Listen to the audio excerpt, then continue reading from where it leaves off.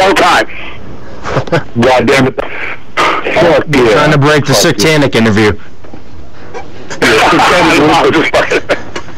Nah, he for real, dog. You went for like 3.5 hours. The longest satanic, 3 hours and 45 minutes. Shit. Yeah. It was a good night. Yo, that's... Damn, that is a record. Is that like a record? We gotta check that shit out, dog. That's crazy. That's... Props to Sick, man. That's KR for life. Man, look at the homie. For sure. Good shit. Mad respect, man, for him. He's like, I'll be on 15 minutes. Half an hour went by. I'll stay a couple more. 3.5 hours later. The thing with Satanic, man, is he is very personable. So you can sit on the phone with him and chop it up for hours. You know what I'm saying? And before you know it, fuck, you just... And 3.5 hours talking with Satanic. You know what I'm saying? That's how it goes. Go for it, Easer. Yeah, man, we'll jump off with a question. I know we got people that's excited. All I've heard the last couple of days is can't wait for Damien. You know, man, people have been waiting to hear from you. So, what's going on? So tell us about Damien Quinn, man. I want to know a little bit about the beginning. Damien Quinn. Well, what do you want to know, man? I am one half of the Misfits of Hip Hop, the most terrifying group in Wisconsin, dark half. I'm the awkward MC, Damien Quinn, bro, the Leatherface of Wisconsin. I do dabs, a lot of them. And actually, what I heard was Hex Rated did like 57 on your show last time, so I'm trying to top that, bro. Like, do like 114. So we're gonna try to make that happen. I'm gonna load one up. So let's just clarify, man. Let's just go ahead and back you up a little bit. You said the most terrifying group in Wisconsin. Man, I'm gonna say the most terrifying group in the motherfucking underground. So let's just go ahead and back that trade on up. Word, dog. You know, I guess throughout the years we tried to keep it, what am I trying to say, quote unquote safe. You know, I mean, honestly though, man, and I mean, I really can't speak for Geno, obviously, but I can, and I know for a fact that we were both, we're fans of horrorcore, fans of underground music, you know what I'm saying? So, we might not have seen it like that, though, you know what I'm saying? I mean, definitely we knew, hey, in Wisconsin we do our thing, but... You know what I'm saying, man? We definitely tried to keep it as humble as we could. You know what I'm saying? So, I mean, if that's how I feel, that's dope. That's dope. Oh yeah, you definitely did a hell of a job by staying humble, man. I tell you what, the few times that I actually did get to speak to Geno, both of y'all, man, have been nothing but good ass dudes. I mean, seriously, like there's no comparing y'all to a lot of these artists that I've came across that don't really even measure up to you guys, that think that they're all that, you know what I mean? They're assholes. And I've came across quite a few of them. No, and I thank you, Easy, and I mean, you know, yeah, man, I mean, everybody has their days, bro. That's why I never really try to judge an artist. You know what I'm saying, dog? Because, dude, we all have bad days, and sometimes you might run into a motherfucker on a bad day, you know what I'm saying? I mean, it is what it is, but I would say 90 to 95% of the time, we try to stay, connected with the fans, and we try to stay open with the fans, and we try to stay, like I was saying about Sick earlier, we try to stay personable. You know what I'm saying? We really do, man. I mean, that's the only way to be, I think. You know what I'm saying? I think the second that you disconnect with your fans, you must be fucking Eminem or Adele or some shit, you know what I'm saying? Like, you're on that fucking level. And if you're already disconnected with your fans on the level that we're on, down here in the underground or horrorcore, well, you're just fucking up. For real, you gotta show the ones that make you who you are, you know what I'm saying? So. Exactly. I was just talking to somebody about that the other night. We were talking about how we've opened up for all these big name artists, and they're always ghost. I think actually me and you were talking about it. We were talking about we were approached like ABK and Blaze and stuff. No, maybe it wasn't you. I was talking to somebody about it. We've opened up for dudes several times, And there's a few guys that I've opened for, man, if they're ghosts, you can't even approach these dudes.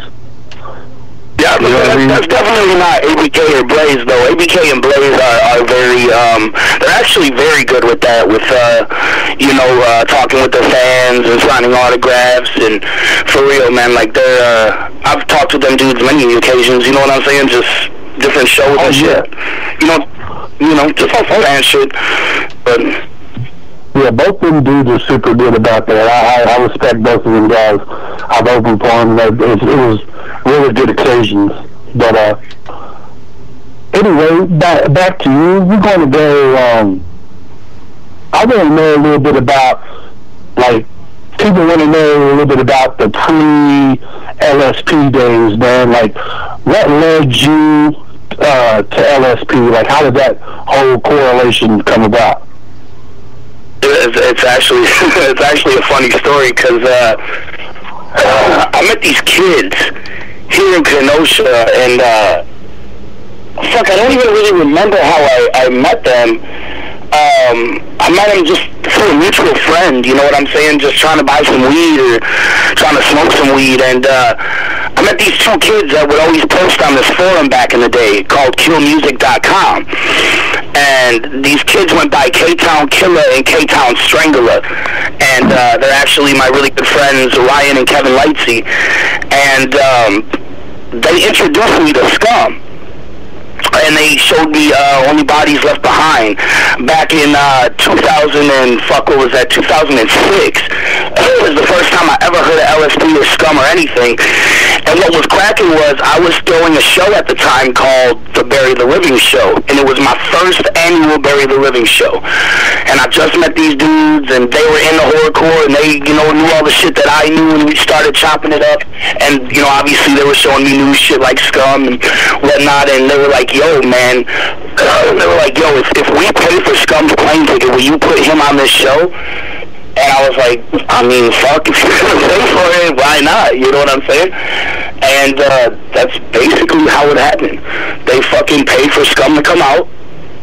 I paid for a collab from Scum, and ever since then, the rest is history, man. And you know what's funny is that collab that I paid for from Scum never came out. Wow. Still actually within a week. Maybe one day, man. It's actually a follow-up to the album that I was promoting at the time called Bodies in My Basement, 12 demo tracks to stab your parents to. And basically what I was trying to do was I was trying to follow in the footsteps of Q Strange. Because what Q Strange did was he put out Decayed Thoughts to try to gain some, earn some money, and put out a real album, which would later be Creation Execution. So I was like, well, dude, if I could do what Q did, that would be dope. If I could make like a Decayed Thoughts and then later make a real album, you know what I'm saying? I tried to follow that same pattern.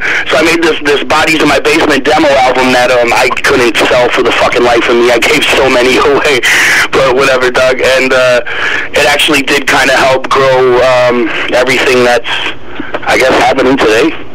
For me, and for even Dark, all that.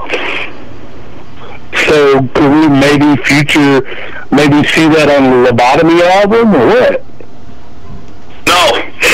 No, but one day, the album was called Chronicles of a Crippled Dog, and it was an ode to a wiener dog. At the time, I just met my wife, and had this wiener dog that was crippled, and it had this kind of peg leg that would just be there. It wouldn't do anything or move. It was just there. And Stretchy was my home girl. Like, that was my homie. She passed away, I would say back in like 2009 or so, or 10 maybe. But yeah, man, like, that was my home girl. So that was like, the album was like named after her, this crippled wiener dog. So it was Chronicles of a Crippled Dog. And actually on the album it has a track with Scum, Poke Dilly of Project Born, Menacide, and it has like Geno's first raps ever is on that album too. So maybe one day, man, we'll put it out. Who knows? We'll see. Hey, man, that's That would be dope. When I first heard Scum, oh my bad, bro, I'm sorry. No, you good. Oh no, I was just saying, when I first heard Scum, it's funny because my homeboy, he played me the album, he played me On Bodies Left Behind, and he showed me a song that I rapped to the same beat.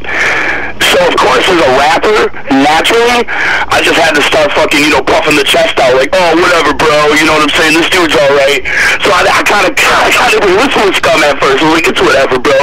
But then I took the album home, my boys were like, man, you're whatever, go listen to it. And I put that first fucking track on, and it was The Return featuring Bori. And, dog, right when Bori's voice hits, you know what I'm saying, it's just the most powerful thing I heard at that time in horrorcore music. It really changed me, for real. So my first impression of Scum, I was like, what is this? But then when I actually got to sit down with the album and listen to it, I was like, this dude is going to be something. And proof is in the fucking pudding, man.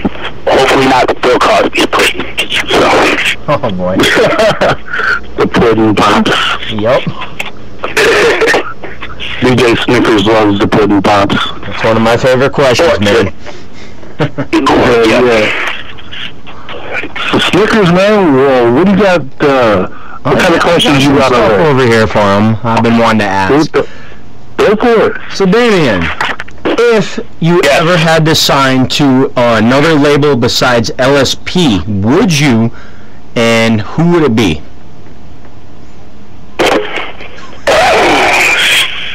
Man, I don't know, bro. Honestly, I mean, shit, dog, I could never... Yeah, I was just gonna say, I could never see me leaving LSP, dog. That's for life. I mean, I owe a lot to Scum, bro. A lot. Like, Scum has done so much for me, dog. I can't even... Fuck, dude. We'd have the 3.5 hour interview going, But I mean, shit. I mean, dog. Looking at it from like a retrospective or from an outside perspective, I mean, shit, dude. Probably Magic Ninja Entertainment, dog. If that was an option, because dude, they're on top of the underground right now. They're doing it, and they're about to just get bigger and bigger. But no, I wouldn't leave LSP. I would like to work with M&E though more in the future with collabs and tours and shit, definitely. But you know what I'm saying? I mean, I've always been a fucking Twisted mark though. Like Twisted, anything Twisted, I just fanboy over. So you know what I'm saying? But yeah. What rap CDs, or should I say tapes, cassette tapes, if you're my age, did you grow up listening to? Man, the first rap tape that I ever got, which actually got me listening to rap, was Bone Thugs and Harmony, Creeping on a Come Up. That was the first rap tape I ever listened to, and also was Do or Die. What was the other tape that we listened to a lot? Heads or Tails, Picture This. I think it was, that was actually just a single, was, that was 6 Million Ways to Die, Anyone Know Why? I forget, like, it was that song, 6 Million Ways to Die. It was just a single, though, it wasn't even nothing. We would just listen to that one song, because there was this fucking record store down the block from my grandma's house, when we'd go there all the time and just get all the free samplers and shit. There would always be free shit. And that's actually how I heard ICP for the first time, because back in '97, I had a Concrete sampler tape. It was like, Concrete Corner samplers, they were called, or some shit, and every month they'd have a different one with all these singles of bands that were promoting themselves. And on that fucking tape, there was 2 songs that I couldn't stop playing, and one of them was fucking Halls of Illusions from Insane Clown Posse, and then the other one was 311 Down. Yeah. That's awesome, bro. Do or Die and Bone are like 2 of my biggest, like, underground inspirations. Not underground, but my biggest inspirations when I was coming up, man. Like, yeah, see, that's dope, man. That's and Bone still to this day, obviously, I hold, Bone dear to the heart, man, right to the fucking feels, because, that was the first rap tape ever. And like I said, I listened to Bone, and then, got a little bit into the Tupac and shit. And then obviously once I found ICP though, it was over. That's all I wanted to listen to, and then got into Twisted, and then heard Esham, and that was it. Once I got into Esham and Q Strange, I never looked back. And those dudes are still to this day like my favorite rappers. Of course, King Gordy and Jamie Madrox are Twisted in that category as well. But yeah, dude, like Esham, holy fuck. Yeah, that's what it is, man. I think it's that whole Midwest thing, man. Like, Do or Die Bone, that whole Midwest style that they bring. As, you know, it's darker, but it's still, you know, it's still dope. Right. My bad, dude. I'm back on the dabs. I said I was more than Hex, and I haven't even done one, bro. Maybe Hex is the dab master, dog. All right, my bad. Go ahead. No, this is murder shit. We definitely was doing it. I'm over here talking shit, doing nothing. All right, my bad. Well, dab it up, brother. Dab it up. I definitely have to do one, at least. All right, go ahead. My bad. All right. Man, I'm gonna see what else can we touch right now.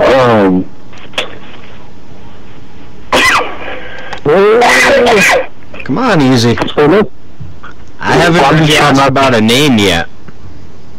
What? Well, we got his name from? Yeah. I mean, obviously, you know, Damien, Insane D. I mean, he used to go by Insane D. We know that. I know that. We may have new listeners out there. Let's ask the real question. Where did the Leatherface of Wisconsin inspiration come from? There we go. Man, you know, actually, that's, I call myself the Leatherface of Wisconsin, but actually it's my interpretation of Ed Gein, because I'm always so pissed off that, and you know, hey, shout out to my homies in Texas, dog, before we even go further, you know what I'm saying? Shout out to all the Texas fans who love Darkhead, all my Texas Skull crew, but I was always pissed that they based that story out of Texas, the Texas Chainsaw Massacre. I was like, well, that's not fair. It's not where it was. It was here. It was Wisconsin. So, the Leatherface of Wisconsin is Ed Gein, man. And in my head, I think that I'm related to Ed Gein. Some days I think I'm Ed Gein. I want to be Ed Gein so bad. You know, even down to like, unburying my dead mother and leaving her in the house, and, you know, wearing, you know, the neighborhood girl's face. I mean, all of that, you know, and tits, face and tits. So I want to do all that, man, you know. But yeah, it's kind of weird. It's kind of a weird fetish. I don't know. I think I'm just so I'm into Ed Gein's story, and I'm into Ed Gein not only because he's from Wisconsin, but it's a different story, man. He didn't murder that many people, but what he did with the remains is definitely odd and very intriguing to me. And same with Dahmer, man. I mean, even though Dahmer was a homo, all that bullshit, whatever, you know, what he did with people was different. It wasn't, he didn't just murder them and he was on his fucking way, you know? These motherfuckers sat there and played with them, man. They played with those bodies, bro. They created stuff, and you know what I'm saying? Like, it's fucking, wow. To make a lampshade out of somebody's skin or a belt out of nipples, that's not intriguing to you? Like, I would like to see it done. Like, right? Like, is there like tutorials on YouTube for that or something? I tried to look it up, there's not. Exactly. It reminds you of like the real life Otis from like A House with 1,000 Corpses and shit. Otis was always making some fucked up shit, man. I gotta embarrass you one of my real favorite quick. comedy flicks. By the way, got a girl on the phone, not talking, and she's like a really, really big fan of yours. She actually helps run a cool shit page, and she's like putting in our staff chat. She's screaming over here listening to you. She's on the phone with us. She's screaming inside. Now? Yeah, she can hear you. She's on the phone with us. She's probably over there. See, there she is. She's blushing. I can feel it. She's blushing right now. Are you turning red? some reason I can feel that through the phone. I feel that energy. Wow. I had to. Okay, so Easy. I think we should rushing over the whole idea story, all those about making belts out of nipples and stuff. That was awesome. That was cool. That was cool. So our new name for her now is Nibbles. Nibbles? She's gonna be DJ Nibbles from now on. Wow. Okay. Wow. Is that an upgrade? What was the DJ name before? Bubbles. Okay. Okay, that is an upgrade. Call him later. So let him choose a song out, and then we're gonna come back and we gotta do some hot seat. Okay. So Damien, we got your thing on the music ready to go, man. We want you to pick the first song we play off there, man. What's your favorite track off that EP? Fuck. Shit, man. My favorite track off there has to be "Give It Up, Son," featuring Young Ghost and Raven De La Vega. Man, that's my jam for sure. There you go. So DJ Snickers, go ahead and spin that shit. No, let him tell us a little bit about the track, then I'll spin it. How's that sound? Okay, then. Man, actually, shit, dog. That track came about with, I was listening to Cedar one day, believe it or not, because the road manager that we used to fuck with, Uncle Joe, shout out to Uncle Joe if you're listening anywhere. Joe was part of Libs Entertainment, and he was the reason that we got the tour, man, with Boondocks' Underground Resurrection tour and SKR's Children of the Grave tours. So he always listened to Cedar, dude. That was his shit. But there was this one song in particular that he would listen to that I thought was fucking dope, and we sampled that shit for the song you're about to hear now. So I forgot what the song's called, actually. Oh. Yeah, so it's a secret song, no. We'll be right back. Shout out to you hush over there, 606. Hold on for a second. Don't make me tell him about the 606 GIF. I mean, you tell him about what you want, but you're going to get outdone. Okay. But, yeah, big shout out to Joe. That's my homie right there, Joe from Libs. I was actually one of his clients for a little while, man. Right before all no shit. Yeah. Wow, no shit. Yeah, man. Joe's that dude, bro. I miss Joe, for real. I wish he was still in the industry, man. I wish he was still doing shit, because, you know, outside of music, he was actually a really fun dude to just be around, and obviously he's been through a lot, man, so he had some wisdom, he had some shit to say, and pretty smart, if you just listen to the man, for sure. It's hard to fucking around, man, but, you know. When we play your song here in a second, I'll tell you about that. Be right back. Whoop, whoop. And we are live on Underground Wicked Radio. It is time for Easy 606 Hot Seat.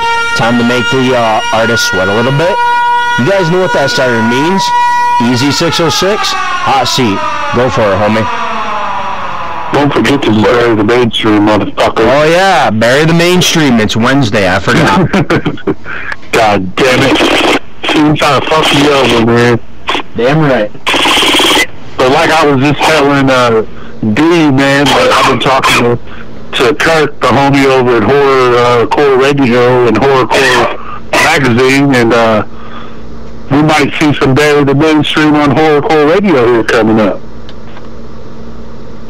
So we might have Bury the Mainstream in 2 different places. Hell yeah. So we're expanding. But anyway, the hot seat. So what we do in the hot seat, D, is we touch all kinds of topics, man. Like, it might be current events, it could just be some opinionated questions.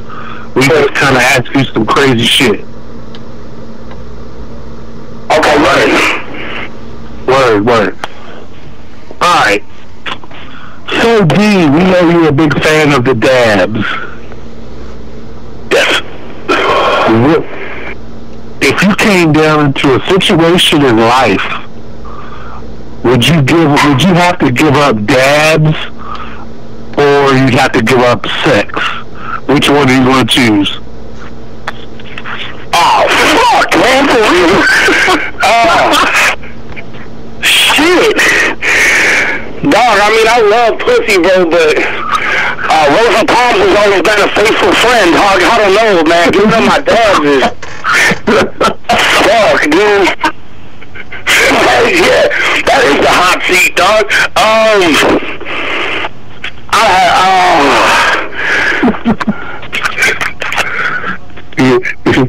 don't know, bro. I don't know if I can honestly answer that, dog. I would have to. A part of me is like, a part of me wants to say I'd give a pussy, but then the manhood in me is just screaming homo, bro. It's like homo, like, you know what I'm saying? No offense to any gays out there. I'm sorry. I'm just saying, like, that's happening to me right now, you know. So I mean, shit. I don't know, bro. I don't know, dog. I'd have to give him the pussy, bro. I could jerk off, bro. I could look at magazines and stuff. I can't give him my dabs, bro. I love getting high.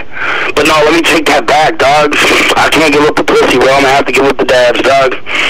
So, I guess that's my final thoughts.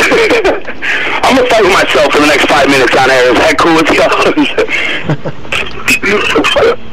And you said Rosie Palms has always been a good friend. But that still counts as sex. That's called self-pleasure.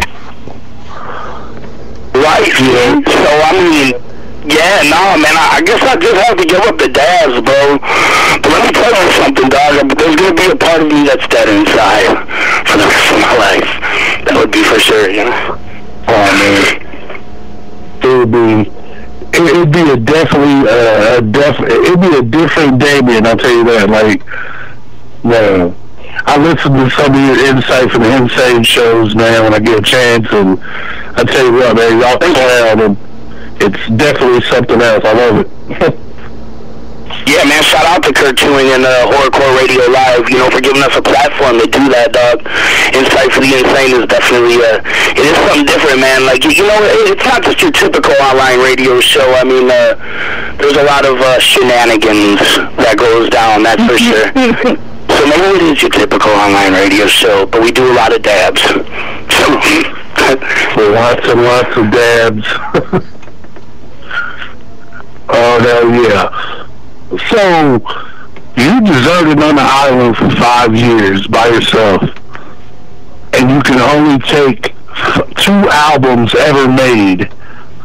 What 2 albums are you taking with you?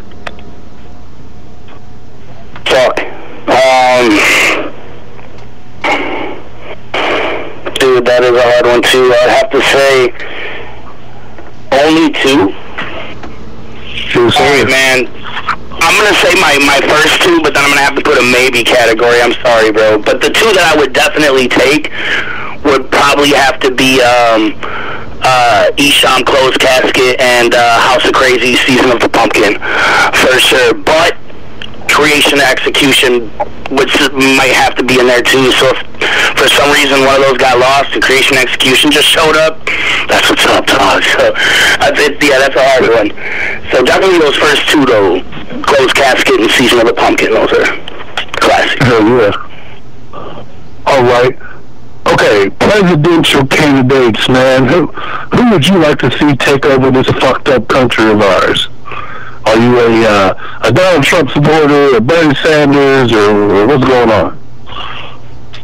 Man, I don't really give a fuck about politics, to be honest with you, Doug. Like, for real, I don't even think it matters if we vote or not, dude. There's some other hidden agenda. There's some Illuminati bullshit. You know what I'm saying? Like, I really don't think, you know, there's something else going on. I'm probably going to get fucking snuffed for saying this shit right now, actually. You know? But, I mean, if I'm gonna be brainwashed by somebody, I do kind of like that Bernie Sanders dude's views. You know what I'm saying? But I mean, I really don't give a fuck. Honestly, I mean, I heard that dude was gonna legalize marijuana though all over the United States. So if I had to like choose one to vote, I guess it would be that dude. Am I gonna vote? Probably not. I get really high and I forget about shit like that. Like. And then everybody's walking around with stickers, and I'm like, what the fuck's going on? What is this? Like, we voted to. I'm like, oh, shit, yeah. Oh, shit, yeah. Fuck, I forgot. Fuck the government. Like you said, it's Illuminati, man, all day. That's all it is. If that dude's gonna legalize marijuana, though, if that's one of the things he's fighting for, then go ahead, Bernie. Go get him. Yeah, Bernie's cool, man. He's just old as fuck. I'm kind of scared. Whatever. You know what I'm saying? That motherfucker might die, like, real soon.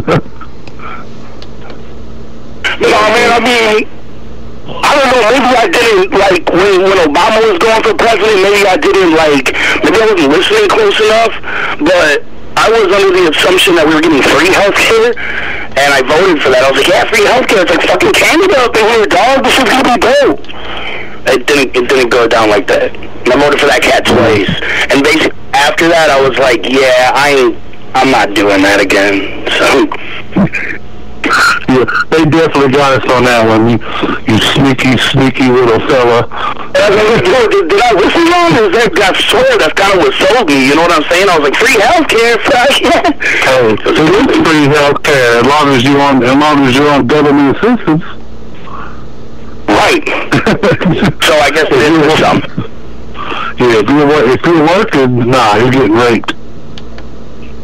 Definitely. And that's not what was presented to us. I thought it was supposed to be free healthcare for everybody, but like I said, that's that's old shit, bro. You know what? It's 2016. I'm doing dabs. If Bernie Sanders gets in office, I hope to do a dab with him, maybe. So I guess maybe I am fucking getting political. Maybe I am for Bernie Sanders, bro. All for the marijuana clause. Did you say Colonel Sanders? I am for Colonel Sanders, dog. If he gets in the office with that new hot and spicy chicken, oh yeah, dog, I'm with it. Now here's the problem with that hot and spicy chicken, though. Check this out.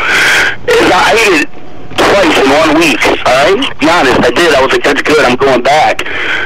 But it took me like 3 days to actually get that shit out of my system. Literally, dog, and I don't know if that's like too much information maybe for the listeners, but my asshole was on fire. But not the day after, like you think it would be. It was like fucking 3 days later. Weird, right? It took that long to digest, and maybe something's wrong with me. Maybe I should go to the doctor. I'm gonna try it one more time, and we'll see.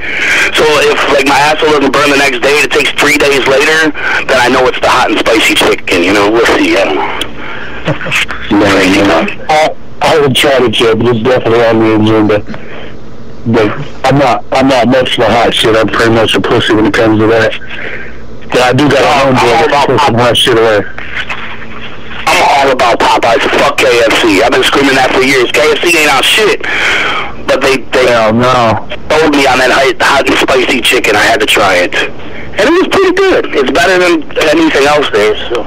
But fuck them. And if Colonel Sanders gets in office, at least this fucking beautiful country will be in a better direction. So.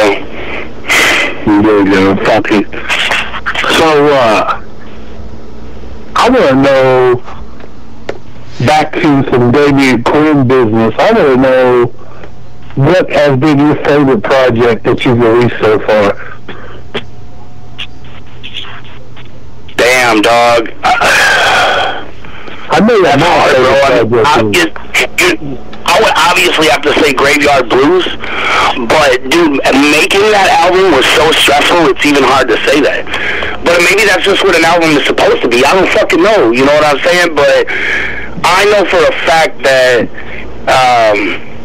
Geno and I wanted to damn near just fucking kill ourselves from the time we started that album to the time it came out. Like, it was a very, like, it was fucked, man, like, very stressful time, and, I don't know, man, but the end result of that, all that pain, all that frustration, all that shit, is a beautiful record, bro, and something that, is now timeless, man. Even though that record, came out only back in 2012, it's already considered a classic to a lot of people, man.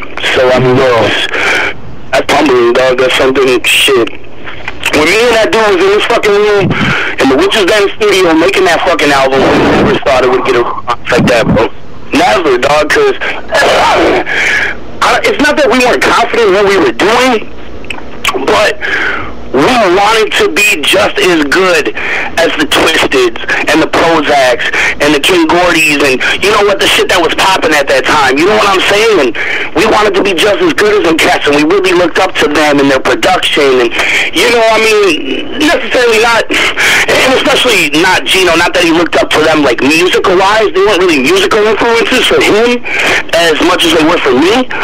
But at the same time, though, we looked up to them and their grind and their hustle, and we wanted to be that. You get what I'm saying? So, I mean, yeah, dog, it was just like, we didn't feel like we were doing good enough. You get what I'm saying? So we were making Graveyard Blues. We're like, fuck, man, you know, we just, we're not, you know, we didn't know if we were getting it or not. But, hey, it speaks for itself years later, man, so that's crazy. You know what I'm saying? Exactly. We got a caller on the line, Easy. Caller on the line, go ahead. Ask a couple questions. Yo, what's good, Damien? It's DJ Crook. Yo, what's good, bro? What's going on? What's good, Easy? What's up, man? Chilling. So, I don't know what all got covered yet. Niggas just wanted me to ask some questions, so, You know I'm gonna throw you under the bus, man. I got to. Yeah, I know you are. Out of all the collabs you've done, Damien, who do you think you've done the best track with? You know what I'm saying? Like, who do you think you collabed the best with? Collab the best with? Or what is my... Yeah, like, you know what I'm saying? Like, who do you think, you know what I'm saying, like, you hit it off well with, you know what I'm saying, to where you think it was just like the dopest track you've done with a collab with somebody? Man, that's a hard one to answer, because obviously I'd have to say, you know, my sister Razakel and my brother Scum and Dope Fiend. Obviously, if you listen to Dark Half, you will hear a lot of Razakel with Dark Half, a lot of Scum with Dark Half, and Dope Fiend. We worked well with those artists, very well with those artists. Monster Squad 2 was a group. We didn't have a lot of songs, we only had a couple songs. So, like I said, if you look at the history of Dark Half, though, those three artists we have multiple songs with because we did work with them so well. And those three artists will be on the last Dark Half album for sure. Like, that has to be. But, I mean, overall, like, my favorite collab, though, is Taxidermy, featuring the ROC and Mastermind of Nodis, Graveyard Blues. Because the ROC being from House of Crazies, Mastermind being from Nodis, I mean, bro, that's Detroit hip-hop. That's the wicked shit. And that's what I grew up on, you know what I'm saying? So to me, that's like, that was an all-star track, bro. That's the ROC of House of Crazies and Mastermind of Nodis, bro. Like, I step back and look at that. Yeah, that's pretty fucking dope. Actually, amazing. I actually think I've heard that song. Yeah, thank you, man. That's off the Graveyard album, man. Oh, yeah.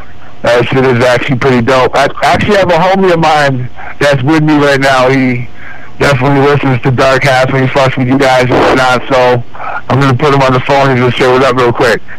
What?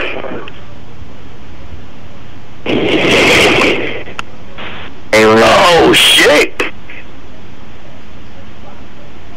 What was that, though, dog? That was like opening the gates of hell or something. Like, hey, I just wanted to say Dark Half was awesome. Like, hey, man.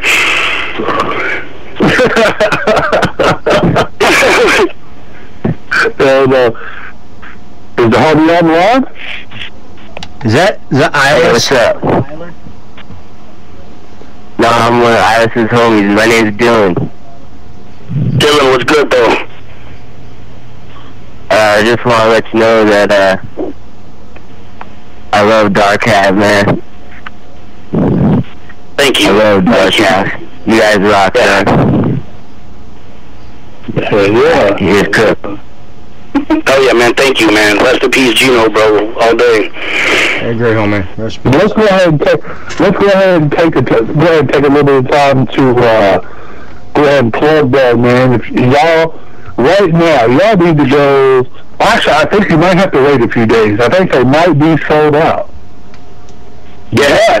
Oh, first day, baby. Awesome. Yeah. But Scum said that there will be more up. I think he said maybe next week.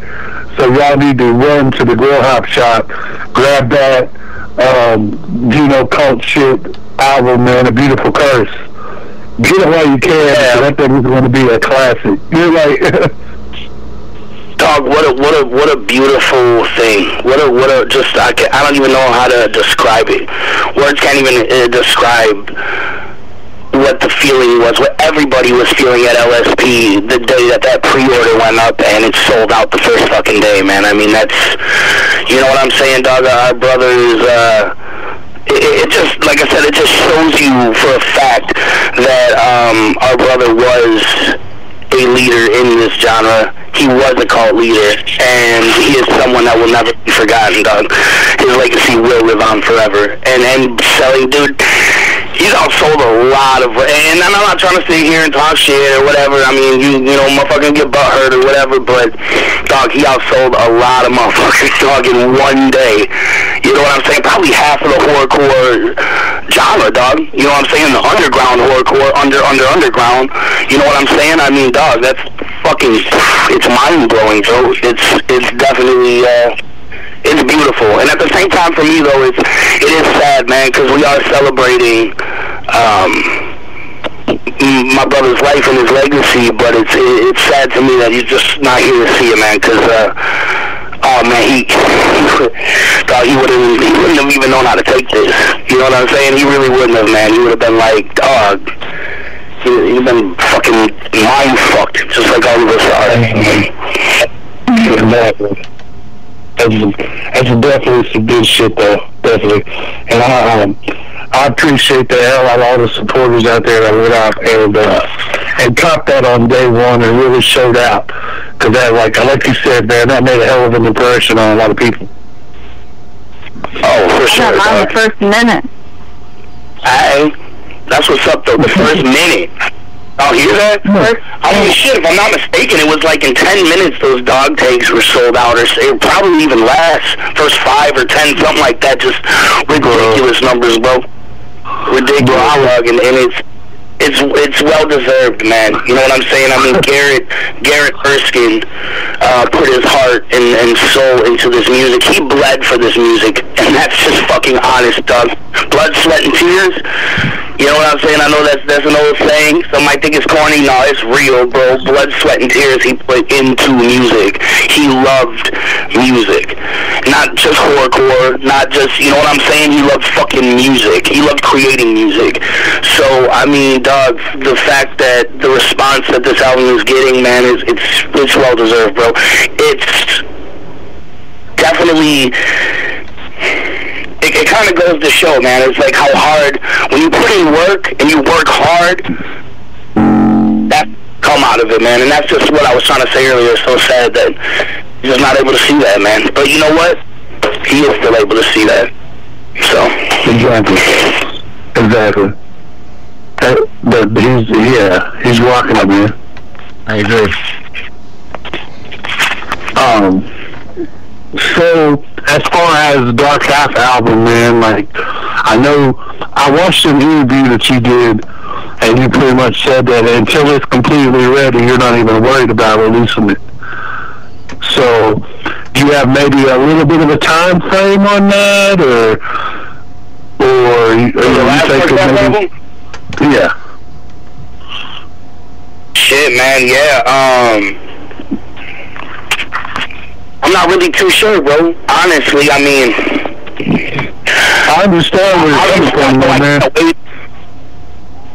Well, yeah, I was just gonna say, like, obviously, I know I can't wait forever, but the time has to be right, and I want to release it. I want to make sure that the music is fucking high quality.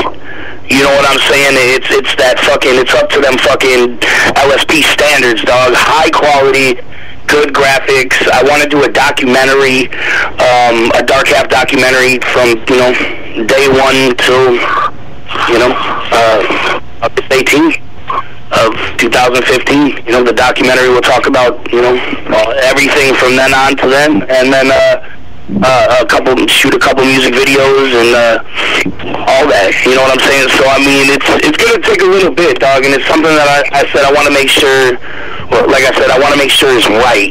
I don't want to just fucking put it out there and be like, here you guys go. Here's the last Dark Half album. Nah, man, it's got to be special because this is the last Dark Half album. It's closing the book on a terrifying, beautiful story. Beautiful, terrifying. Man, I wouldn't say. I mean, it's closing the book per se. Because you're still there, man. Like, Dark Half's gonna live with you, forever. Well, man, I mean, the legacy lives on, you know what I'm saying? Like, Dark Half lives on forever, the music lives on forever. I mean, down the road, I'm sure I'll still probably do tributes to Dark Half, you know, possibly. I mean, I don't think anytime soon I will, but I'm sure down the road it's going to happen. I think that would be... Yeah, I think that would be, like, super dope. Even if you only do, like, one big tribute a year, just make it, like, an annual type thing, man. That's not a bad idea. See, that's what I'm saying. That's something I could do. That's obviously very hard. It's very hard on the mentals to, you know, go out there and do something like that. I mean, to be honest, I don't know how I did Geno's memorial show, the 10th annual Bury the Living, 2nd annual Cold Shit Christmas. I don't know how I did them shows without just bawling, bro. You know what I'm saying? It's like... I watched the YouTube videos, man. I'm just sitting here watching you like, damn, this man, you were strong as fuck, dude, and that's much respect. Like, everybody else was on the ground, man, and you're like, you were holding that shit, you were holding them before, man. At just some point in time, Doug, you gotta be strong for others, you know what I'm saying? And I'm not strong all the time, bro, obviously, but that point in time, you know what I'm saying, representing Dark Half, representing the life and legacy of Garrett Erskine, Geno Call shit, yeah, dog, you know, had to stay strong, had to, but it is hard. I mean, that's no fucking lie. I mean, obviously. So, I mean, that's what I'm saying. It's not something that I want to continue to do all the time. But, yeah, like, annually, once a year, yeah, for sure, dog. I can see that happen, for sure. And I definitely need to be, I will be at those motherfuckers for sure with the fucking bell on. Yeah, actually, we're throwing a show this Sunday, man, the Fuck Love Show here in Kenosha, Wisconsin, man. This Sunday on Valentine's Day at the American Legion Bar, Kenosha, Wisconsin. All ages, $5 at the door. And it's all local cats, you know what I'm saying? But it's a start of building the cult crew, man, and getting the cult crew assembled for what's going to come in 2017. And, well, y'all are just going to have to keep your ears open. You already know my phone lines are open, brother, man. Any help y'all need, I got you. Same here, man. Whether it's radio, artist, or whatever, man, I'm down to rock some shit. You know, y'all, LSP's family to me. Hell yeah, man, that's what's up. So, and you know, oh yeah, we got that. So let's go the other way, man. We had to kind of brought down there a little bit and had to pay our respects to the homie. But what was that noise? All right, my bad. I was just wondering the same thing. What the heck was that? But so tell us about Gorefest, man. Like, I'm hoping this year will be my first Gorefest, man, and I'm excited as fuck. Like, I have been told that it is the gathering of the horrorcore community. Yeah, man, it's the epitome of the horrorcore scene, bro. That is Gorefest. It is definitely the gathering. I mean, there's no camping or, you know, people running around naked on Maui in ecstasy, but I mean, pretty damn fucking close, dude. You know, that's definitely Gorefest, dog. I mean, yeah, no, I mean, all jokes aside, dog, it's definitely the pinnacle, I'd say, of horrorcore. You know what I'm saying, for shows. And it's definitely a show that I'd say that if you're an up-and-coming underground or horrorcore artist, or just a horrorcore artist in general, yeah, you want to be a part of Gorefest. Like, you definitely do. I don't think there's anywhere in the country in our genre of music where you're going to play in front of 400 to 600 or more people. There's just not. And that's what Gorefest will pull. It pulls about 400 to 600 a year. You know what I'm saying? And shit, dog. I don't really know, you know what I'm saying? Unless it's obviously the ICPs and SIDS and, you know, shit like that. You're not pulling 400, 500, 600 kids. You're just not. So, yeah, man, Gorefest it's the place to be. It's a fucking party, dog. It's not just a show, you know what I'm saying? I mean, dog, I'm fucked up at Gorefest, bro. Fucked up. Motherfucker, totally I got put in the hospital because I took a dab before at Gorefest, which is not the case. I actually, and I'll fucking say it, I'll say it here, and I'll say it again. I actually drank at least, and I'm going to say at least, I'm not joking, 20 Jaeger bombs that night.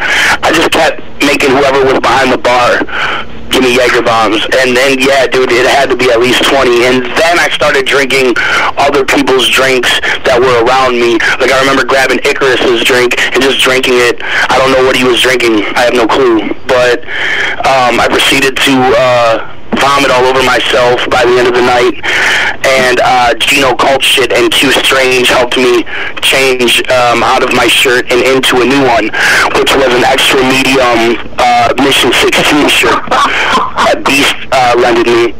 So what's funny about this though is that I wake up in the hospital the next morning, and I'm like, at first I thought I was in jail. You know, you kind of open your eyes, and I look around and I'm like, where the fuck am I? Oh, fuck, I'm in jail, dude. And then I woke up a little more and I was like, oh, wait, I'm in the hospital. Okay, well, that's not that bad, but what the fuck, dude? Did I die? What the fuck am I here, you know? And I was like, yo, why am I here? And they're like, yeah, you were unresponsive in the hotel lobby. So, oh, well, that's cool. So, yeah. I gotta give a shout out to someone that would call in if he could, Mr. Oogie Boogie. He is a bouncer at the Pit in Colorado Springs. Or is it Greenland? Mr. Oogie Boogie? Mr. Oogie Boogie. Another good rapper. And it's all quiet now. Fine, I'm going to ask a question. Easy's actually over there. Yep. Mr. Oogie Boogie. So, on that, who do you think is the biggest person you've got to open up for?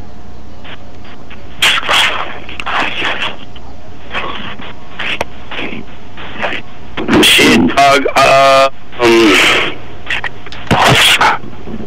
I guess nowadays, you know, quote unquote, to the industry standards of now, it would be Tech 9. But this past October, or actually this past November, because of my homie Bloody Ruckus, shout out to Bloody Ruckus, a little beast, fastest rapper in Wisconsin, I got to open up for the Insane Clown Posse. I always wanted to do that, man, and it was never an opportunity that came about, and finally got to make that happen. So, I mean, yeah, between ICP and Tech 9, I guess that would be, you know what I'm saying? Mad respect to Shaggy, Shaggy Tudo. He did a radio drop for me, and he probably fucked with me for about good 15 minutes before he finally did a good radio drop. That's pretty good. Well, that's dope, though. You get some good fucking extra shit out of that? Oh, yeah. I've got, like, I think 12,000 views on that video. Dope. So, did you get any extra clip? Extra shit, you know, besides the radio edit, like, or the, you know what I'm saying? Oh yeah, they're on the radio in rotation. I got one from him, Violent J, and Sugar Slam. Well, that's what's up, man. Hell yeah. Hell yeah. Yeah, man, that was definitely an honor opening up for ICP, and yeah, like I said, so ICP Tech 9, you know, and that's the industry standards now, because obviously Tech 9 is fucking huge, man. He's everywhere, you know what I'm saying? So, no, but when we opened up for him, actually, it was back in, 2010. So, I mean, he was still doing his thing, but he wasn't even as big as he was now. So, yeah. So, Damien, so what you were trying to tell me is, when I attend Gorefest this year and I jump off stage, the first round of methed out hookers is on you, right? The first round of what? Methed out hookers. I mean, it could be. And how are you jumping off stage, bro? Are you in stage dive? Are you going to take your shirt off in stage dive? Hey, if you're buying the hookers, bro, if you're buying the hookers, bro, I'll do the worm off the stage. Oh, man. Oh, word. I don't know, man. Like, I don't really know Denver like that. I don't know if you want any Denver hookers, bro. That's probably, like, that's just calling for STDs. But, hey, keep yourself very protected. Fuck it. You know what I'm saying? We'll figure something out. Easy. I'll go in halves on that. For the night, man. Hand jobs, bro. Fuck it, you know? If you promise to rub 606 GIF all over you before you jump into the crowd. I'm sure a hand job couldn't be more than $20, bro. And if it is, that's a lot. I'm like, $20, that's a lot. It better not be something like fucking 10. I mean, I do this shit myself. What do you need, $20? That's insane. You know what's funny though, dude, is I told, I'm doing a show with Diabolic and Hacks on the 27th of this month. Diabolic is my dude. And I told Diabolic, I'm like, hey, man, you better have them damn H Street hookers waiting on me. He's like, man, he said, I got the first 20. Word. Well, hopefully that's more than an HJ. Hopefully that's 2 HJs on that 20.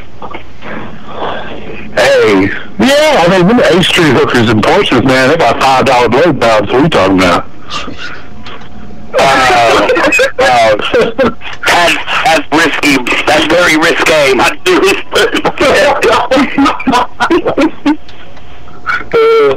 No, but yeah, shout out to Diabolic the Monster, man. I don't know if he's still tuned in or if K-Tan's tuned in, but if y'all tuned in, shout out. Oh, Diabolic might be tuned in. What's up, Diabolic? You think you heard me? Yeah, he might have, man. I didn't tell him about it. He said he was going to check it out. And Diabolic, dude, man. Back in the day, Geno and I started a sub-label to LSP called Jonestown.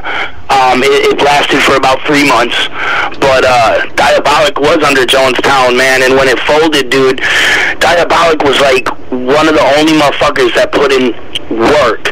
I mean, every day put in work. So yeah, we definitely tried to, you know, we was like, yo, man, we're gonna get you signed to LSP, dog. At least try to. And that's just, but now he's already done with that and moved on to X, and that's dope. Moved on to X, and what's crazy is he moved on to X. That's where he started. So hey, maybe it's a deeper thing, and that's good though, man. You know what I'm saying? I definitely dig Ala Zulu and the X movement. So that's fucking dope. Halloween Snicker Dick. I got a good drop from them. Yeah. Joey Black. Yeah, Joey Black. Yeah. Yeah, Joey Black. That is horrible, dog. Please go to your local your local clinic. That is not a good thing. Hell no. That's over there easy. Hell no, that's fucking hilarious. But yeah, we were talking about not to beat a fucking dead horse, but we were talking about Graveyard Blues earlier, man.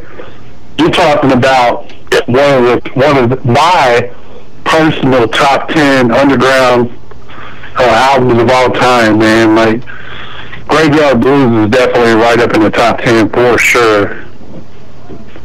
Like, that album is... It's one of those albums you can put in the CD player and just let it go. Like, it's not one of them albums that you just listen to 2 tracks and you're done with it, you know? Right. That's dope, man. I mean, that holds me. Hell yeah, the Taxidermy, Tempting Torture, Walking to My Grave, fucking, I think Rape's on there too, isn't it? Yep. Yeah, man.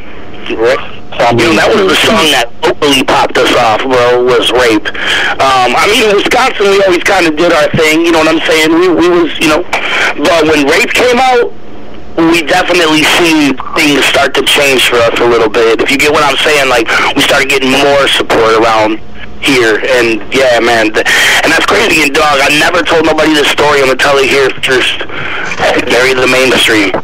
But rape, maybe, I don't know, we might have said this on this, so I can't say that, but I don't think we did. But Geno, when he first made rape, he came to me with the hook, man, and it was, he's you know, singing the hook out, and he, you know, rapping his verse, and he's like, man, check this out. And he said, try to understand, I'll love you where you stand. And I was like, I looked at him, and we kind of looked at each other, and we had this little awkward stare down for a little bit, and it was like, dog, I don't know if that's going to work. That's, you know what I'm saying? Like, we're trying to kind of hold an image here, and I want to kind of lean more towards the darker horrorcore image.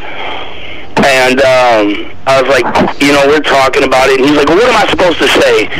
And being funny, just as a joke, I was like, why don't you say rape you where you stand? And he was like, yeah, I like that.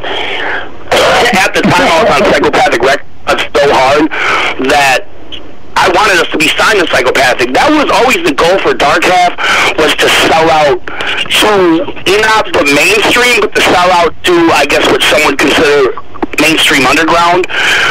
Suburban Noise Records was popping off at the time, Strange Music, and of course on the top, in my eyes, was Psychopathic Records. So, you know, I was definitely, man, I was like, dude, if we can get signed to Psychopathic, we fuck, you know, that's what I thought. But, so at the time, I'm like, nah, man, you know, maybe we shouldn't say the whole rape thing I was playing. And he's like, you know, dog, we're going to say it. And I was like, all right. And look, it popped off. It is what it is, dog. So, and another funny thing about that is the beat is actually Nirvana's Rape Me. It's sampled from Nirvana's Rape Me, but it's just sped up. I knew it. Dropped the beat up. You were There you go. easy. It's rape. I knew that shit was sounded familiar as hell. But, a lot of people know that, man. Dropping knowledge tonight, dude. The dabs are hitting me hard, bro. About 2 or 3 years ago, I was doing, when that song first came out, I was doing another radio show at the time. I'm not going to mention any names and give them any publicity, but I had played that track on there all the fucking time. Rape and Scum, I played over and over and over. Yes, you did. And yeah, and some of the feedback I got from that track, man, some of these people were just like, "Are you serious? Like, really? You would rape a bitch? Fuck yeah, bitch! I'll rape your ass." You know what's crazy is we tried not to be the rape guys. Like, we're like, no, man, we not really down with that. Like, that's Mars's thing, bro. Like, Mars, we're not trying to steal your gimmick, dog. Like, that insanity, Mars, you can have the rape thing. That wasn't, you know. I mean, fuck, Geno didn't have to rape a bitch. Fucking bitches, dude. They just looked at Geno. Like, ah. I mean, shit, you know. Fuck, ain't nobody raping nobody over here. So we thought it was funny. I don't know. Bubbles is over there giggling to that. I'm in the dick every day because we're rapping about rape, bro. What? so I'm playing Burn 'em at the Stake and Rape back to back. Motherfuckers think that I done fell off the fucking wagon.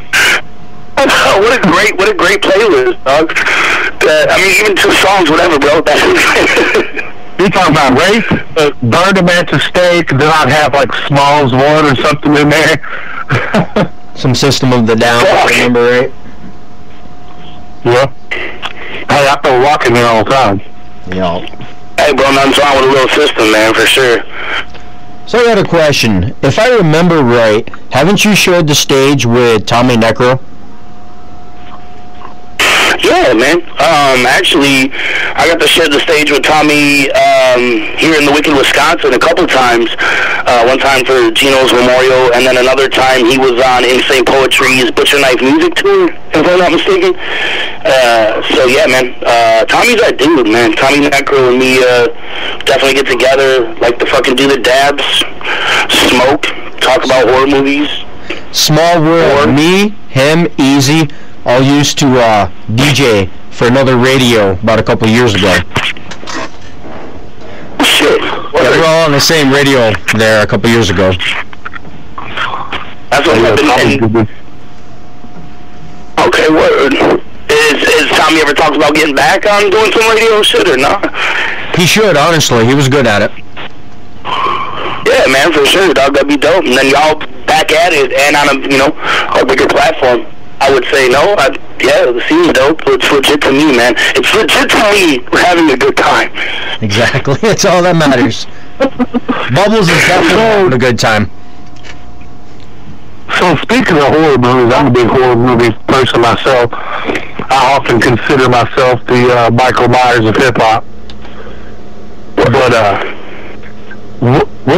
name some of the classic horror flicks, man. I want to know some of your favorites. Man, dog, I fucking just did an interview recently for my homie Robbie the Rummy and the Nappy J show, man, and yeah, that's the same question, man, and I'm gonna have to answer the same, bro, for sure. Evil Dead is actually Evil Dead and Exorcist were the two movies that actually scared me, kid. Like, there wasn't really movies that scared me, but those two fucking flicks actually freaked me out.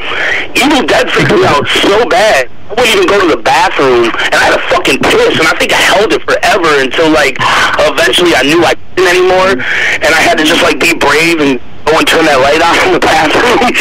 Like, that's how bad it fucking go. Like, Evil Dead was some shit.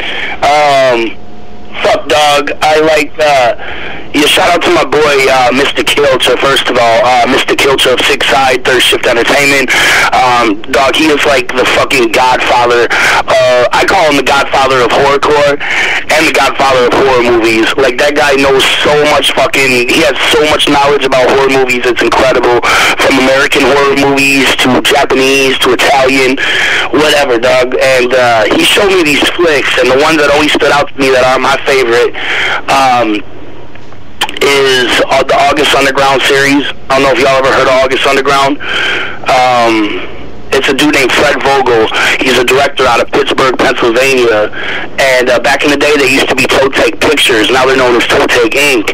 And what he did is he made these movies called August Underground. There's three of them. August Underground Mortem, and August Underground Penis. My favorite is the second one, Mortem. And basically what it is, it's just like fake snuff films. It's basically this dude just kind of fucking showing off his prosthetic skills and special effects skills, but it's so dope. Cutting people up and they're gutting people and all that shit. It looks so fucking real. It looks so real that you would think you're actually watching a snuff film for sure. So August Underground Mortem is definitely in that category. Another movie called Red Sin Tower that Fred Vogel made.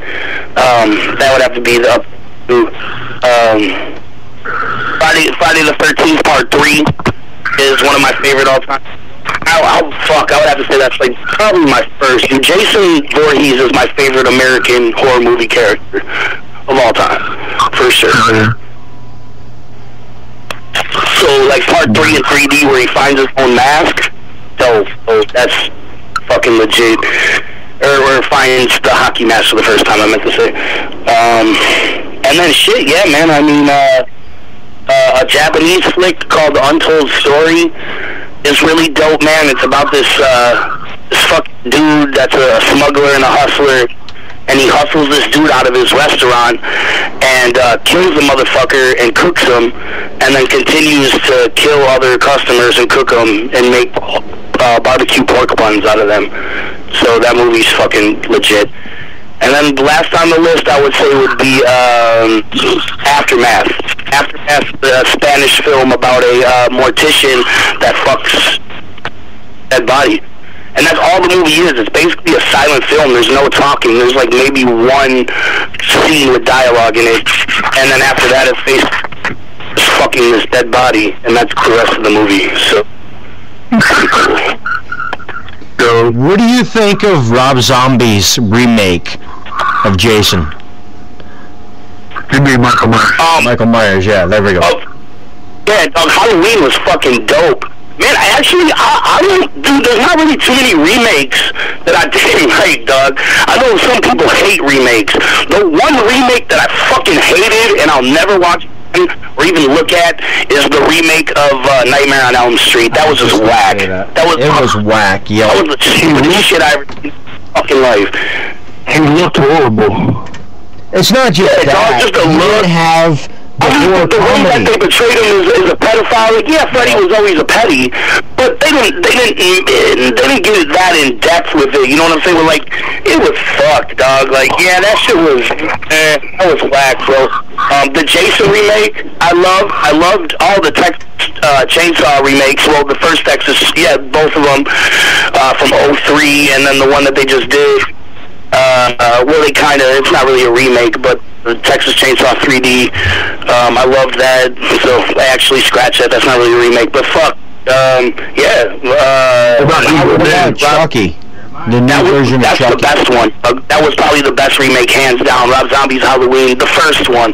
The second one, it was weird. I liked it. I know a lot of people talk shit about it, and I will say though, dog, Rob Zombie did fuck up in my eyes hard. In the fact that there's one rule with Michael Myers, at least in my eyes, and I'm sure a lot of people will back me up on this. Michael Myers he doesn't talk, homie. Yeah, exactly. So that was a big no-no. No, Rob. No. And I don't know where the hell he was going with that white horse either. I don't fuck if I know. Yeah, I didn't get that shit either, man. Maybe at the time I was taking a lot of acid, bro, experimenting with some drugs, dude, was writing some different shit, you know? I mean, we all do it. Yeah. There's a new Halloween movie being made, a new remake. It's somebody totally different. Yeah, dog, is that the 31? Yep. Yeah, dog, that was I haven't seen like a trailer for it, but like all the promos that I've seen for it, like the promo posters and pictures on the internet look dope. I think that this was his way of saying Halloween 3, because if you remember, Halloween 3 Season of the Witch was different from the Halloween series. And I remember watching this documentary on Halloween where they were saying that honestly, Halloween was supposed to be a different story each movie, but Michael Myers just became so fucking popular that they just continued to use him. So that's why number 3 was number 3. Like, after Halloween 2, that was supposed to be done. There wasn't supposed to be another Michael Myers. And then they were going on this old plan of, you know what I'm saying, just the Halloween name and then do these different stories. But after Season of the Witch came out, motherfuckers was like, no, we want Michael. Leprechaun in the Hood. Leprechaun in the Hood. Yep. Good shit. Dope. That was just funny because he smoked a shamrock or smoked a 40. Yeah, I love it, dog. Leprechaun in the Hood was awesome. Well, a friend with weed is a friend indeed. I agree. What about the Evil Dead remake? Yeah. Loved it. I loved it, man. I know there were some people that dissed it, but that fucking chainsaw scene when he shoves the chainsaw down girls' throat, oh my god. That's fucking orgasmic. Let me tell you another set of movies I really dig, a lot of people bash, is I like All the Wrong Turns, man. Those are good movies. All 5 or 6. All 5 of them, huh? Yeah, you know what's crazy, dog? And y'all are gonna probably be like, what the fuck? But I don't even think I've seen one, bro. Yeah, I've never checked out A Wrong Turn. And now that I said that on here right now, I'm gonna go watch them. Maybe not all 5 of them, but at least the first 3. Here comes the next Damien song. Wait till he sees I'm telling you, they're crazy as hell, man. Them backwards inbreds motherfuckers, man. But, I also know another thing about Damien that me and Damien have in common that I was hoping to discuss a little bit. We're both wrestling nerds. Oh boy. Yes. Fuck yeah. Yes. And fuck you, Snickers, because he don't like wrestling. No, I'm sorry. Anything past 98, you might as well hang it up. And who quit wrestling in 98? Think about it. 98. Fuck, oh man, that's a long time ago, bro. They're my favorite band. Well, rap group. Oh, ICP? Yep. Okay. And I'm in it for the long run, bro. I've been watching wrestling since I was like 3 years old. Man, yeah, dog, definitely. Wrestling is, especially being from Wisconsin, especially being from the southeast of Wisconsin, you know, Kenosha, Racine, Milwaukee. Milwaukee loves wrestling, bro. Like, Milwaukee and wrestling go fucking hand in hand, dog. So, it's in our roots out here, dog. Professional wrestling is a thing. Like, for sure, dog. Oh, yeah. I can't believe it, man. Monday night, I was 3 different sorts of fucked up, man. Fucking Daniel Bryan, man. I was like, God damn it. Oh, yeah, the Daniel Bryan's retirement, dog. Yeah, that was pretty sad, bro. You know, I ain't cry. Or, you know, I mean, you know, maybe. I don't, you know.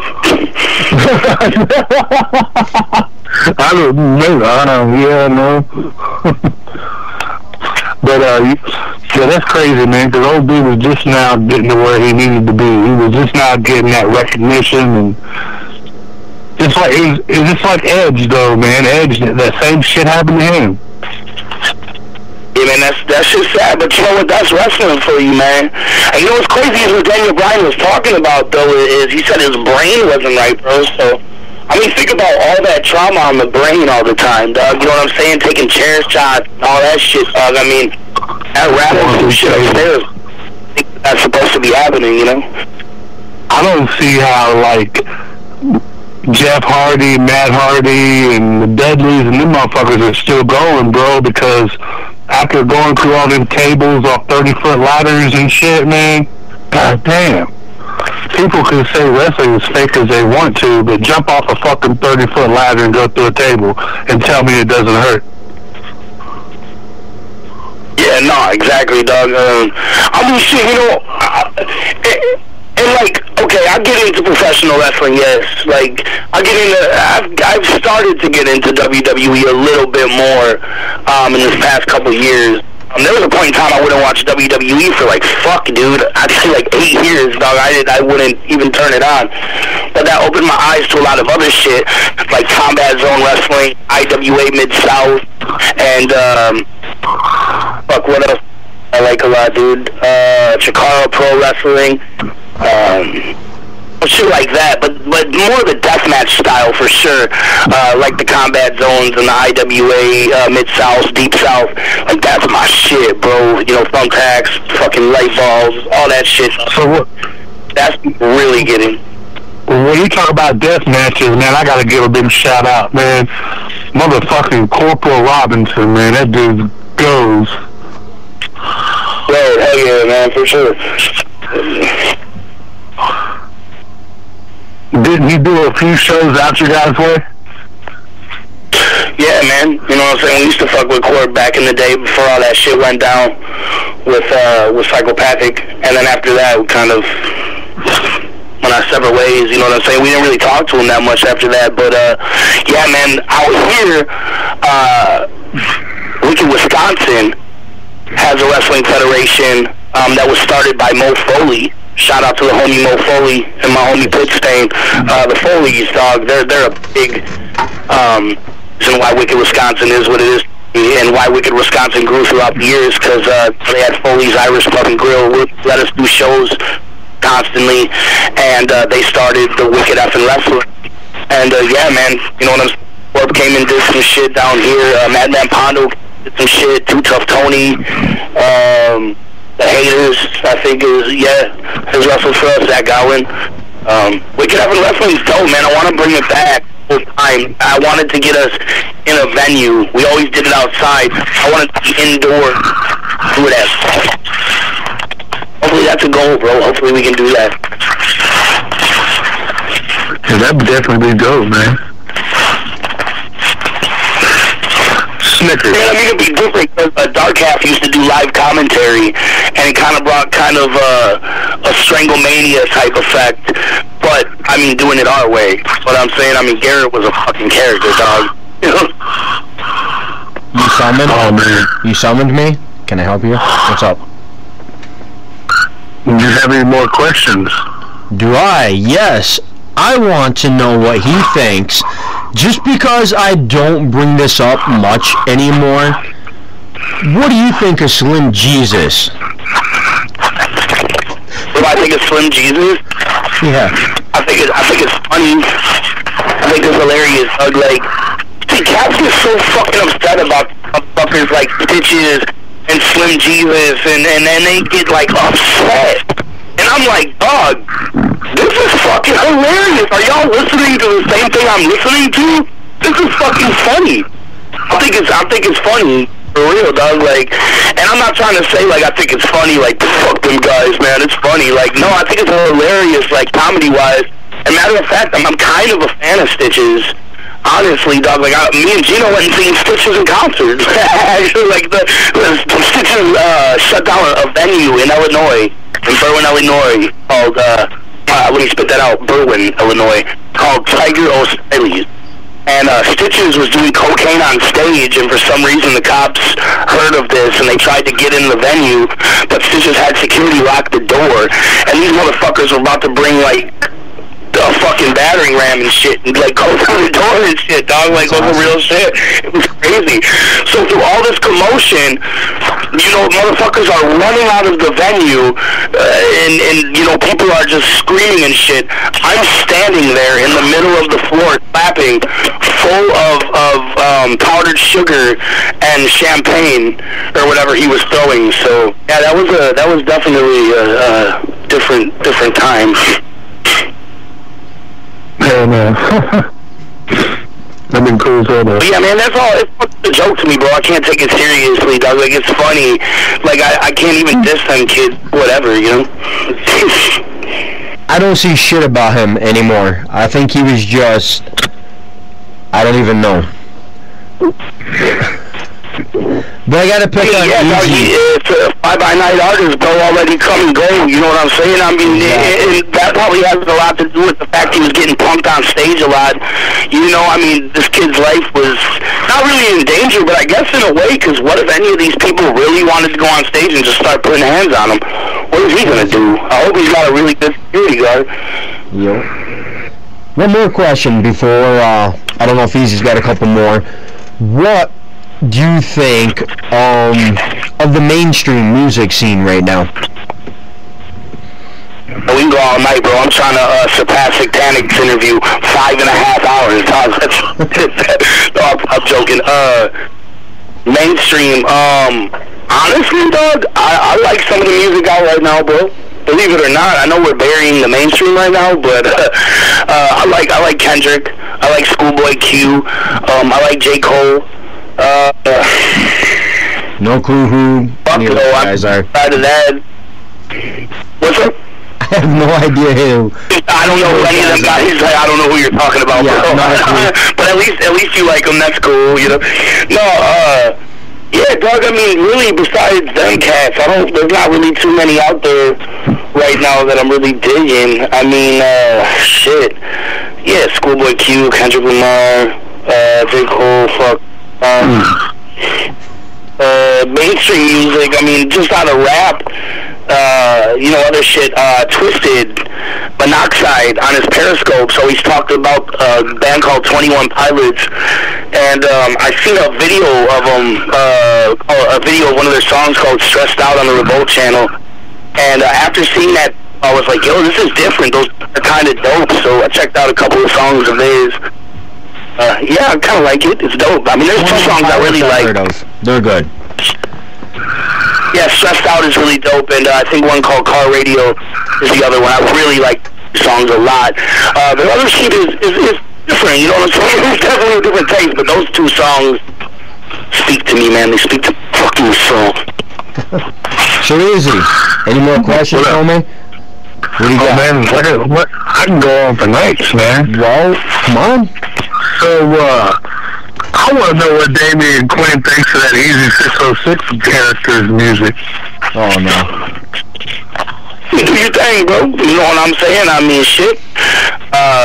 Man, definitely want to fuck with you in the future. We got to track, man. Have you heard it? Yeah, no, for sure. Actually, if I'm not mistaken, the first time I heard you did a track with Raza Kel. Creepy Pasta. No. Good song, though. Okay, yeah. Actually, it was funny you said that because she just now sent me a new track tonight. So he was like, Raza Kel. I was like, what? Yeah, no, the first time I heard you was with Raza Kel and Bloody Ruckus, and I was like, yo, this is ill, for sure. So I could see us definitely fucking around and doing something in the future, man, for sure. Oh, hell yeah. Sure, man. We definitely gotta get something going because I'm getting ready to drop a little mixtape to hold people over for a little bit, and then I'm gonna start working on my actual project. But I'm doing the same thing, dog. That's what's up with it. We're in the same boat. Yeah. So when it comes time to do that official project, I'm definitely need Damien Quinn on that bitch. Alright, dog, that's dope, man. That's what's up. Yeah, like I said, man, hopefully we can get something laced up. I'm working on a mixtape right now called Eyes Without a Face, and that should be out soon, man. That should be out by April, May. And then this fall I'll be dropping my first full-length solo LP, which there's a toss-up on the name right now. I'm not really sure. I wanted to name it Free on a Meat Hook, the album. But I'm also thinking of calling it the Wisconsin Chainsaw Massacre. So, shit, that'd be dope. I asked fans online what they thought, and Wisconsin Chainsaw Massacre went over well, so that might be it. I'm not sure, man. That's pretty dope. Man, I like to get about earlier with the Leatherface of Wisconsin and that Geno and all that shit, but my bad. It'd be definitely pretty dope, if you ended up out on the road with Scum again, man, because we were actually talking about that not too long ago.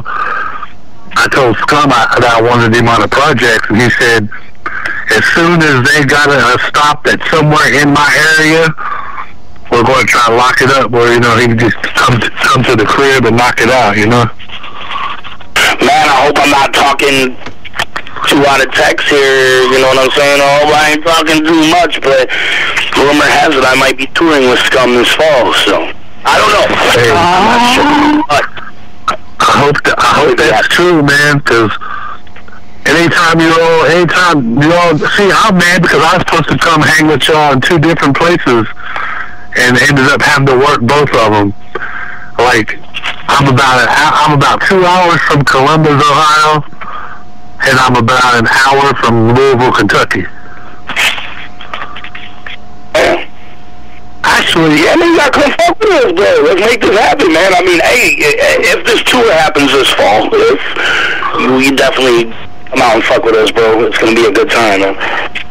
Yeah, I told Buckshot the night that y'all had that show in Louisville, I'm like, man, make sure you tell Scum and Damien. I said, what's up?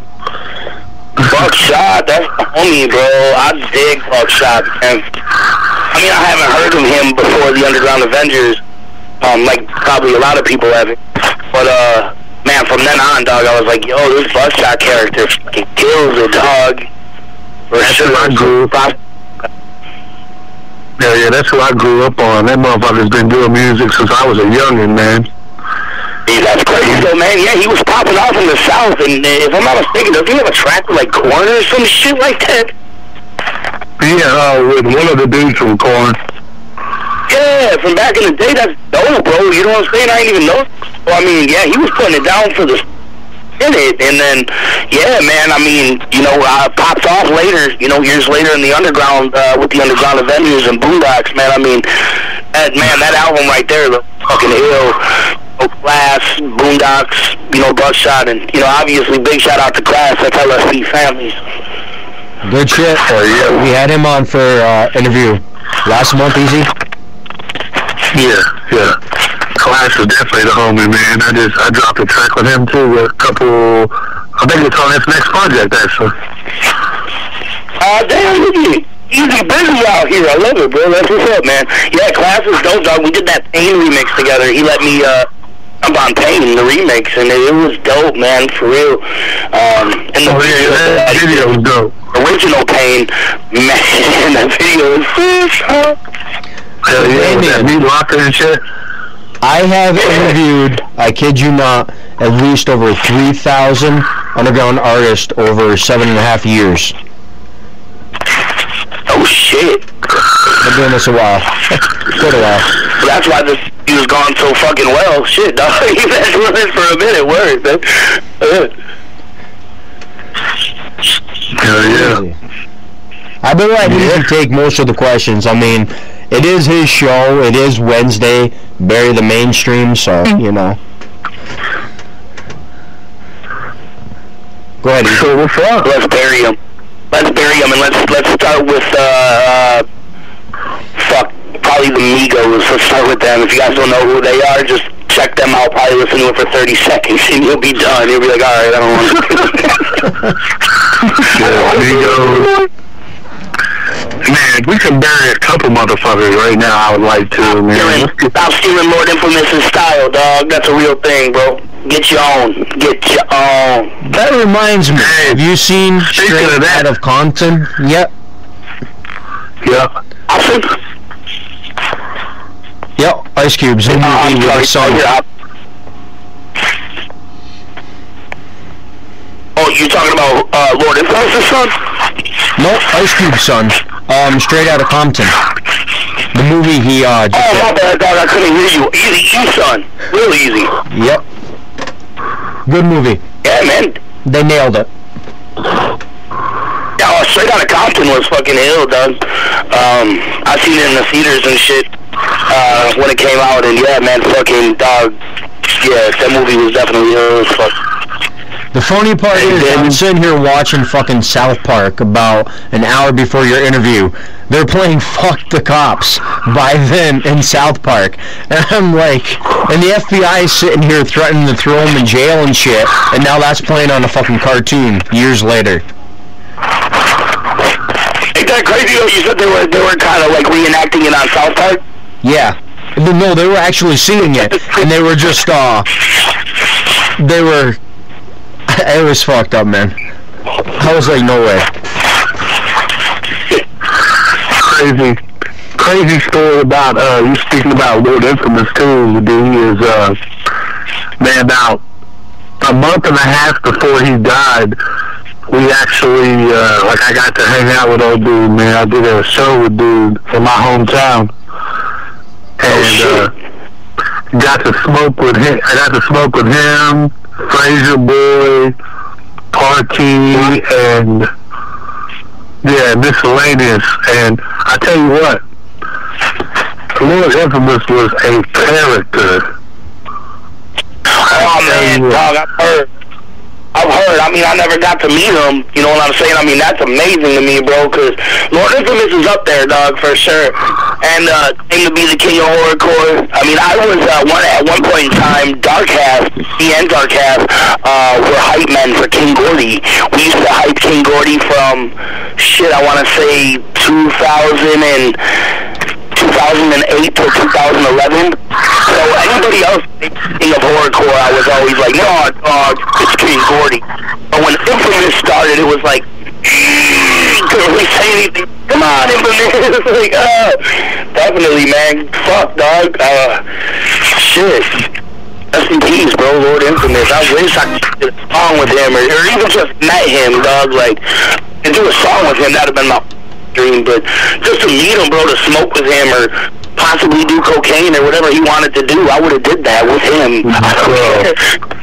You know how much stuff that we had to go pick up that day. Like, we went and picked him. I went and got him, and then my dude went and got Party and everybody, because they came in, because he had a show the night before, and Party and them came straight from the airport. Party and Fraser Boy and Miscellaneous. So I went and got Lord Infamous, and my dude went and got the other three. And all the way back, we was on our way to a Chinese buffet. And he was like, hey man, where can I get some motherfucking pain pills at? I'm like, what do you want? He's like, everything you can get. He's like, and I need some smoke too. I'm like, man, I got you on that all day. So like, we go to one of my homies who's like a one-stop shop, and man, this dude spends so much money on pills and shit, dude. Man, I ain't never seen that much. I ain't never seen one dude buy that much shit at one place in my life. Like,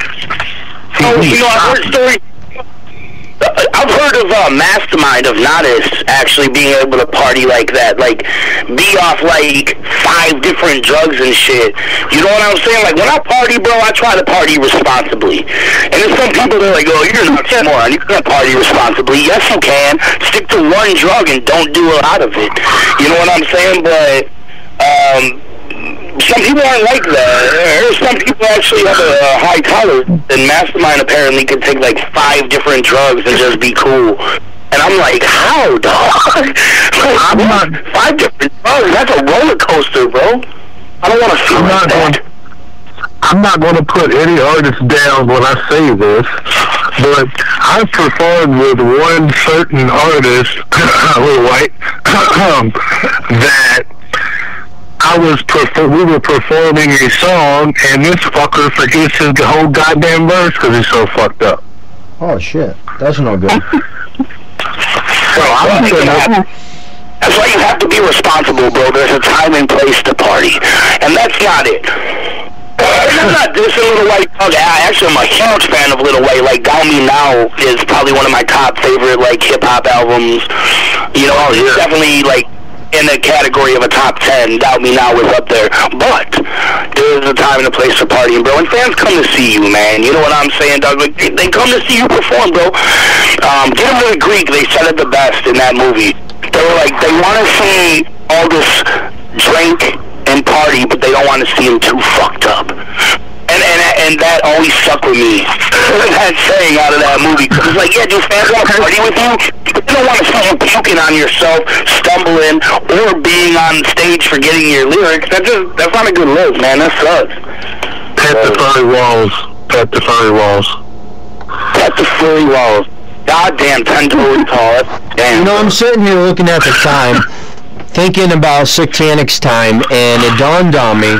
Sick Tanic told us his grandmother actually was buying his studio time and was up on stage pretty much with him, 93 years old, listening to Sick Tanic when he first started out.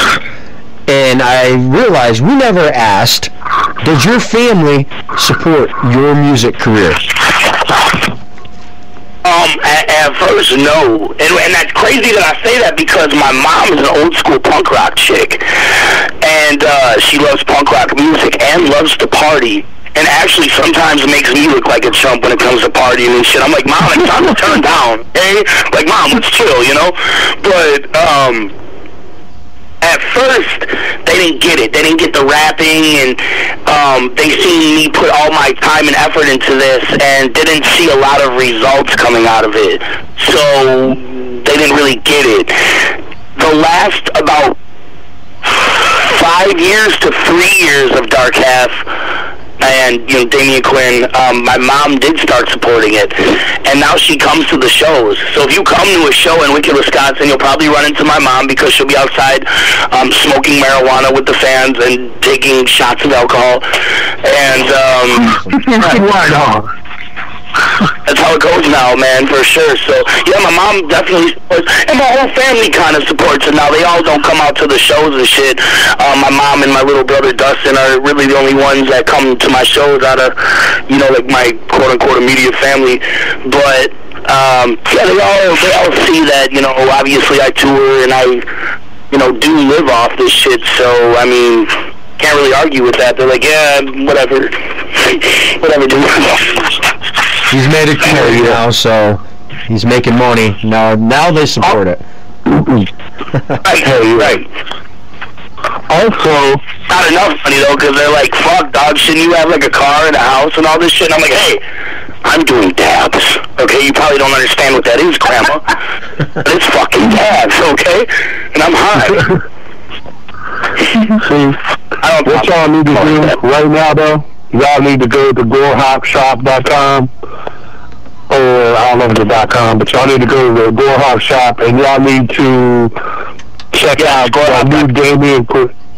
Yeah, that new Damien Quinn gear, man, because it is fucking dope. And I'm getting a shirt as soon as they get my fat ass a size that fits. Because they ran out of. They ran out of it. I gotta cut over easy just because I like to do that once in a while, just to test them. All right, go, finish up easy. So yeah, they ran out of the 6X, so yeah, Scum has to order me some, because I've already got on him. Well, I'm a rather large character myself, man, so I cater to the overweight crowd. You know, they love me, I love them. We share burgers and deep fried foods and deliciousness, so that's why the 6X shirts went fast, dog. My bad. Hey, it's all good, because I got one of them dark half ones before they ran out, and I was happy as hell to get one. So Nice. I'm definitely grabbing it. Me and Damien's gonna be fighting over them now. So I gotta give a shout out. A lot of my family's out of Wisconsin, so that should probably answer that question as well. You know what I'm saying? God damn it. We got the Zombie King tuning in.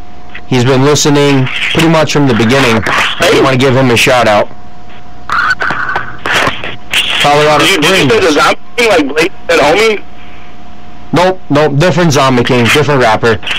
Oh, okay, word. All right. Yeah. So easy over there.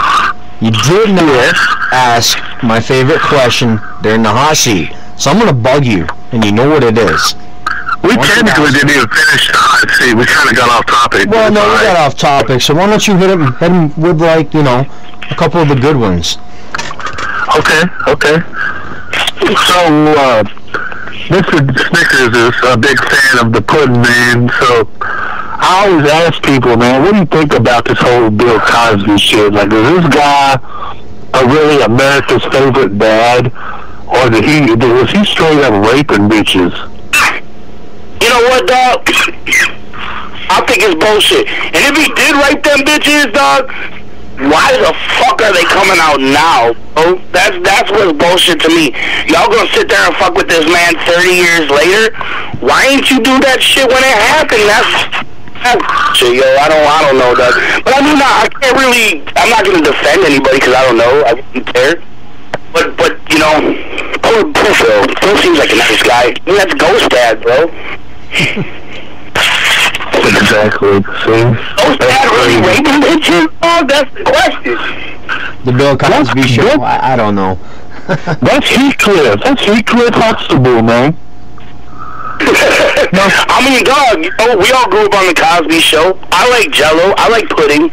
Jello pudding, you know, with the vanilla center and the chocolate, like, layers, you know, that shit. I like that shit. So it kind of sucks, man, that you can't look at Jello the same anymore. If Bill Cosby is raping these bitches. But like I said, dog, it's crazy, though, that 30 years later, 20 years later, whatever the fuck it is, y'all are coming out now and saying something. Nobody was breaking up that shit back then. Why not? I don't get it. But I wonder if he was feeding the roofies in their drinks, or if he was feeding the roofies in their pudding. Pudding? Who can resist pudding? Eat some of my pudding, bitch. Hell no. So, another touchy little subject that we always like to ask. Caitlyn Jenner. Oh, here we go. How in the fuck? How in the fuck did Caitlyn Jenner, aka Bruce Jenner, win Woman of the Year? Whoa. Stop right there. What do you mean, a.k.a. Bruce Jenner? What do you mean, dog? So that Caitlyn I've been saying, hold on, that Caitlyn chick that I've been saying is fine this whole time, what? Is a brew, what? What do you mean? I hope you fucking with us. I know you fucking with me, bro. Because I've seen this beautiful Caitlyn Jenner lady, you know, and then my eyes are you know, just glued to her. So I mean, what do you mean, Bruce Jenner? Yeah, right, dude. Whatever.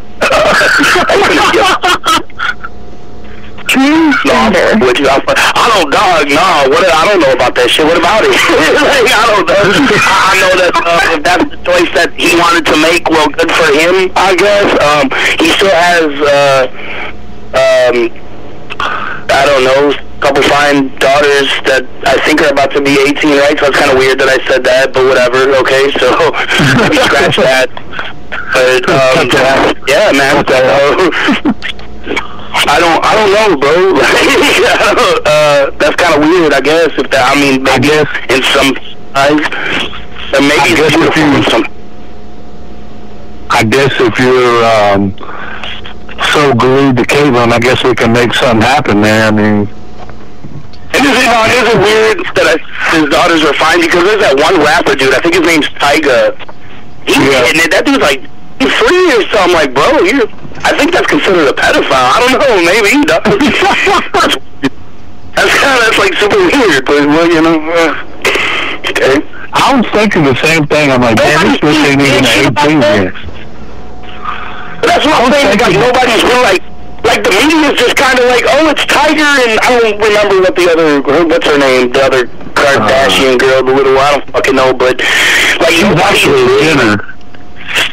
Now you know why she's a Jenner, right? Kylie Jenner. Yeah, okay, word, yeah, that's her. And this Tyga dude is like a rapper. He raps with Drake and all them. Yeah, he apparently is doing something, and the media talks about it all the time. Like, Tiger and Kylie Jenner. It's like, what? Like, yo, just let that shit fly? Like, it's cool? Like, if my little daughter was Tyga at 23, I'd be like, listen, you're not going out tonight, especially with that Tyga character, okay? No, you stay in the fucking house. That's for sure. He's been into it with all kinds of people about that bitch, man. Like, him and Bieber were into it, and him and another dude was into it because they all said they were fucking them, well, they were screwing that bitch. That's crazy, dog. Yeah, and that's what I'm saying. And nobody's like questioning this dude, or he's not arrested, or like it's whatever. Like, all right, well, just whatever. So yeah, I don't know, dog. That dude cut his nuts off. That's crazy, bro. Did he switch over to the doctors? I think right about it. Tommy Necro says, sorry he can't call in. They're storyboarding for his new music video. But he says, tell Damien hi. Word, well, I'll be looking forward to that new music video and tell him I said hi. So, hi. Oh, just like that. Okay, hi. As in he's high. It's gotta be, that was on the verge of being feminine, but it wasn't really, but it was kind of, so you gotta kind of be like, hi, like it's gotta be weird, yeah. Something like that, I don't know. I don't think I know anybody that just says, like, anymore, they're just like, hi. Hi. I try to put my professional, my big boy voice, you know, but it doesn't, it sounds weird, that's what comes out. It's like, hi. You should try to hear me, like, talk on, like, an answering machine when I have to leave a voice message, especially for something that's, like, important. I sound like a kid trying to sound like an adult. It's fucking worst. Nobody takes me seriously, nobody. That's bad. I used to hate answering machines. I still hate answering machines, dog. I really don't leave a message. And now I just do my radio voice on the phone or something. Yeah. Look, Snickers was doing an interview one night, and I got bored as fuck, right?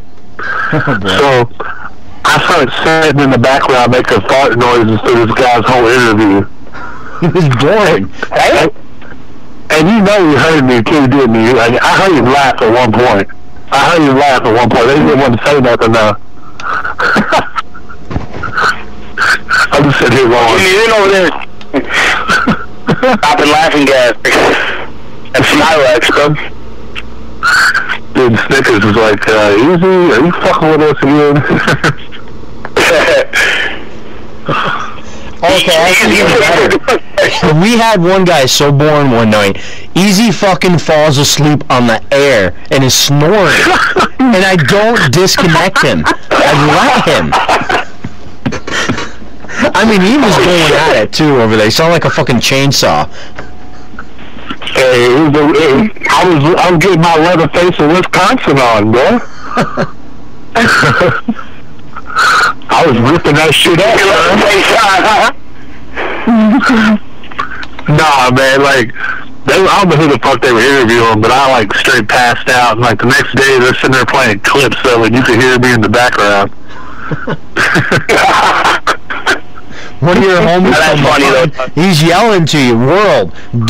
Diabolic saw, or not Diabolic, now I'm thinking of Diabolic, I'm looking at his post. Dilemma's manager, World, come in, was yelling to you and shit, you just snoring. He's over there like, tell Easy not to be the misfit, even though he calls himself the voice of the misfits. I always thought that was crazy too. Like, I'm the voice of the misfits, and then they got the misfits of hip hop over there. Yeah, we're the misfits of hip hop, man. Well, that's obvious. That's actually because we're big Misfits fans, bro. Like, actual.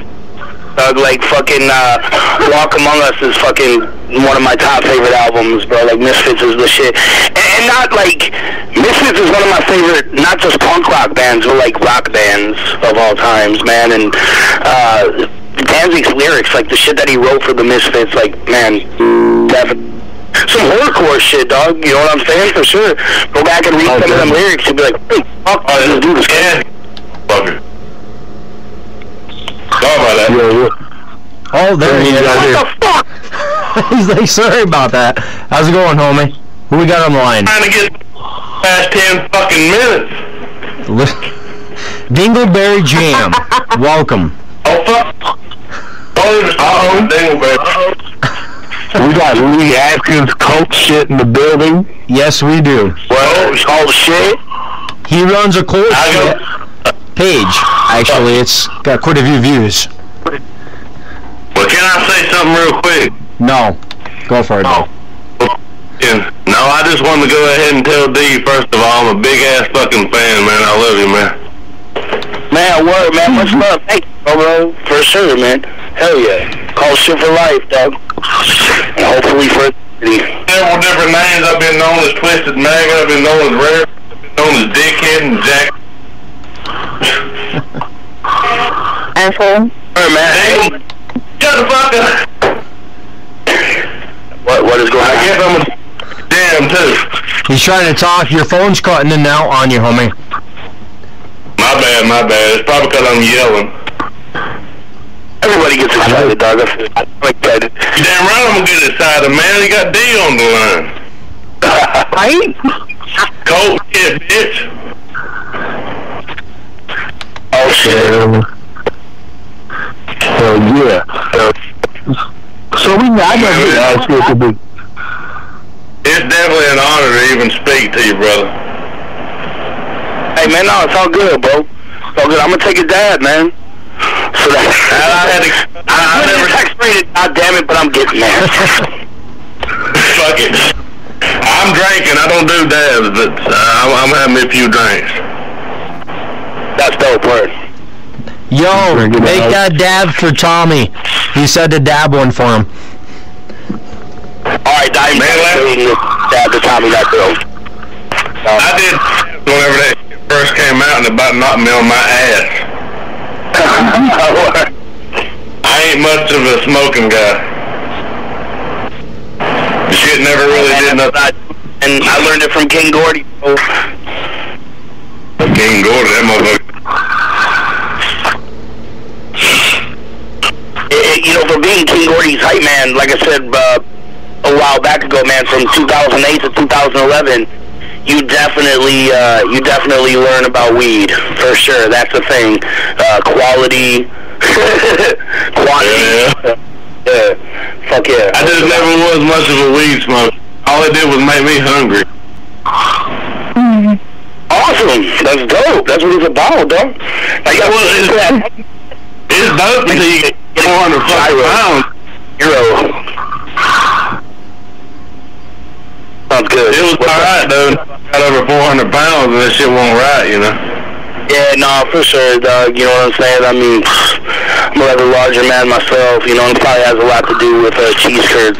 Thinking Wisconsin deep fried cheese here, so that's weird, but it's awesome. Like a thing. I was a bigger fella once. I got to admit, I've filled that shit in the you know. Yeah, your phone's cutting in now pretty bad on you, homie. Are you on speakerphone? Yeah, I gotta keep the speaker right now. Trying to do a bunch of other things. Let me volume down a little bit. That's why. But easy. I don't know how long he wants to stay on for, but definitely want to get the a couple drops or a drop for you to bury the mainstream. Okay. So what's your time looking like, D? Shit, dog, it's midnight over here, bro. Here. Alright. You got like a time frame? Nope. Sure don't.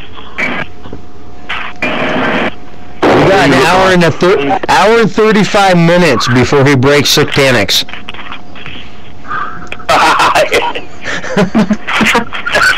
He said, fuck y'all, like y'all like that. Right. And that's why I hang up right now. Alright, see you guys later, Click. No, I'm joking. Easy, I'll send you the link to the Satanic interview. Get that over to him if you can. Oh, okay. That'd be dope. I'd love to hear what Six said, man, for sure. I learned a lot that night. That's for sure. Alright, oh, never mind. I was about to interrupt you there, Easy. Sorry about that. No, what'd you want to say? Oh, I just had a quick question while we had D up here. I've noticed a lot of shit. Speaking about Satanic and everything, why the hell is everybody so freaking hard on him, man? He's the shit. He is, dude. I think because when people are genuinely afraid of somebody, then that's how they react. That's how they lash out. You know what I'm saying? I mean, Satanic and he scares me. That's just bottom line. You know what I'm saying? And some people can handle that, and some can't. You know, that's the beauty of this genre, bro. It's not for everybody. You know, and what's crazy is even in this genre, how he can scare people that listen to horrorcore music, or make horrorcore music, even at that sense. So, I mean, it's fucking, I don't know, man. I mean, and also when somebody is successful, jealousy just fucking it flows like the Niagara. It's a real thing. And SPR is a successful underground fucking label, dog. They really are, man. I mean, looking at underground or even the horrorcore scene as a whole, you know, besides LST and SKR, I mean, there's not really too many other labels that are really out there like that. So, I mean, yeah, man, that kind of really pisses people off, and they hate. Haters, dog. Haters gonna hate. Haters ain't us. He told me the main reason they hate is because of his religion. You know what? It's nobody's business. Religion don't make you who you are. Right, and that's what I was trying to say, dog, how he genuinely scares people. And that's do you know, I've actually with him on Twitter and stuff, he is not, as you know, everybody claims he's satanic. No, he's not. He has admitted I'm sorry, my bad. I was gonna say, you know, I really don't know the answer to that, dog, because honestly, when Dark Half and Satanic and Razakel hung out, dog, we just hung out as homies, bro. We never talked about fucking religion or anything like that. Like, it would come up maybe slightly, but nothing like that, dog. You know what I'm saying? I mean, we would just fucking chill, play video games, smoke, watch music videos, crack jokes. Fucking hell yeah. You know what I'm saying? Like, just what homies would do, dog. Like, so I really wouldn't know he was really sick. Like, so I know he's really satanic, but I don't know if he's really satanic. I couldn't tell you that. You know what I'm saying? Because no, from what he told me himself, you know, the way he, you know, he says what's on his mind. You know, the way the world is, you got to admit this world is kind of fucked. Oh no, he does worship Satan. That I should have that too. Yeah. When people speak their minds and they're real, the truth hurts, and people don't like to hear the truth.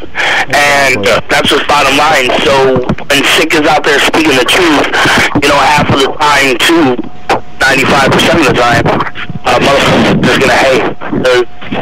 They don't want to hear it. They don't want to face it. I mean, that's why I've never had a problem with the dude, man. Because I can be real. You know what I'm saying? And I can take, I can take, you know what I'm saying? I can have a real conversation. Yeah. Okay. I know somebody's trying to rub the hell out of her. Rub one off from You see, trying to rub one off? What? I hear someone. Yeah. That's Bubbles getting too excited again. Yeah. That is not me. One off her. I can't help you. You're trying to rub one off the satanic one? Yeah, that coach. Oh, come on. We're not going to go into that subject. We know you're excited, Or do you like satanic with hair? Do I sound any better now? Now, hold up, Bubbles. Weren't you telling me you want to know about, first off, you want to know about the cold shit movement, and then you wanted him to know that you have his poster right over your wall on your bed, by your bed. Oh. Yeah, I have. I think she's rubbing one off what it is. No, I'm not. D, you got them all going, man. What the hell? Come on now. This is one of our main promoters, so we've known her for a while. Damn, I love the cold shit, but I don't know if I'd rub one off to it. Now, come on. I'm a freak. I'm a freak, okay? Get over it. Oh, so she's admitting it. No, I'm not. Damien's over there just shaking. He doesn't answer my question, though. Do you like the bald satanic or satanic with hair? She just wants him to teach her how to Satan. She's in the old satanic. You said the bald, right? She's like, yeah. She's satanic. Now, you talking about the bald balls or the bald heads? Right, exactly. There you go. There he is. The bald head on his head with his eyes and his nose attached to it. Speaking of, happy late birthday to Satanic. Okay. Okay, I better shut up. Do I sound any better now? Am I echoing like a motherfucker? No, you're better now. You got off speakerphone. So easy. Yeah, well, suck my 8 balls. You got a couple more of the Aussie questions I've been waiting for. Like? The rape, the marry, the five CDs. We're close to it. Okay, I got you. Alright, D. We're gonna play a game. We're gonna play a game. It's called Rape One, Kill One, and Marry One.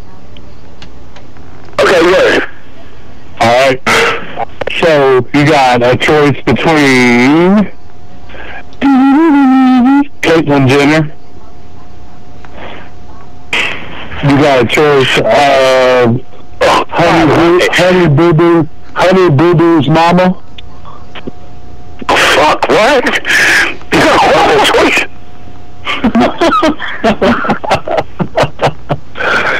Let's see. Honey Boo Boo's mama, Caitlyn Jenner, and the Sarah Palin. Alright, and then what is it? It's kill, rape, and what? Kill one, rape one, marry one.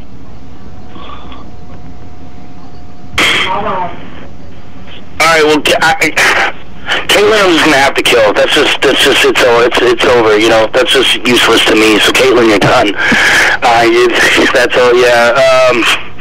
So Caitlyn, I'm gonna have to kill. Alright, we're not raping or marrying that. Alright, we just don't have the time for that. That's over.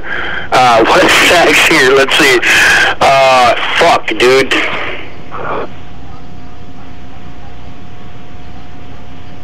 He's thinking, shit. He's like, Right, Doc, 'cause I'm like, look, here's how it's going down. Sarah Palin, I mean, I guess, out of the three of them, she'd be the hottest, right? Sarah Palin's hot, right, until she fucking speaks, and then it's over, and then it's like, So, I mean, I guess I'd have to rape her. And then, I don't necessarily want to fuck Honey Boo Boo's mom, but I would marry her because, obviously, she looks like she can cook. I mean, look at her talk. You know what I'm saying? What you cooking? Cooking something. Cook something. Cook, you know what I'm saying? So... That's, yeah. Have you ever watched that show? That's that Southern cooking. Right, you know what I'm saying? But Sarah Palin, though, yeah, definitely rape her. And I'm not an advocate for rape, but maybe when it's Sarah Palin, it gets a little different, you know what I'm saying? So, yeah, fuck yeah.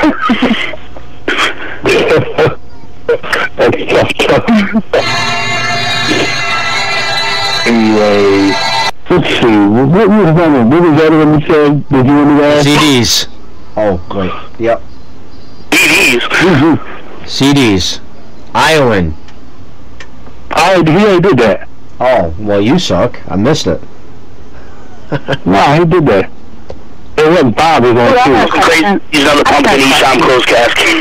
Yeah, that's right. I remember now, yeah. Or have you missed it earlier? I was probably grabbing coffee. Bobby, you said you had something, go. Okay, D. Damien Quinn. Excuse me, I'm sorry, I'm used to D. But anyways, Damien Quinn. She's used to the D. I know you posted it on Facebook. Oh my God. I know you posted it on Facebook, but what is actually going on with the cult shit movement? What is your plan? The plans for the cult shit movement, for cult shit in general, is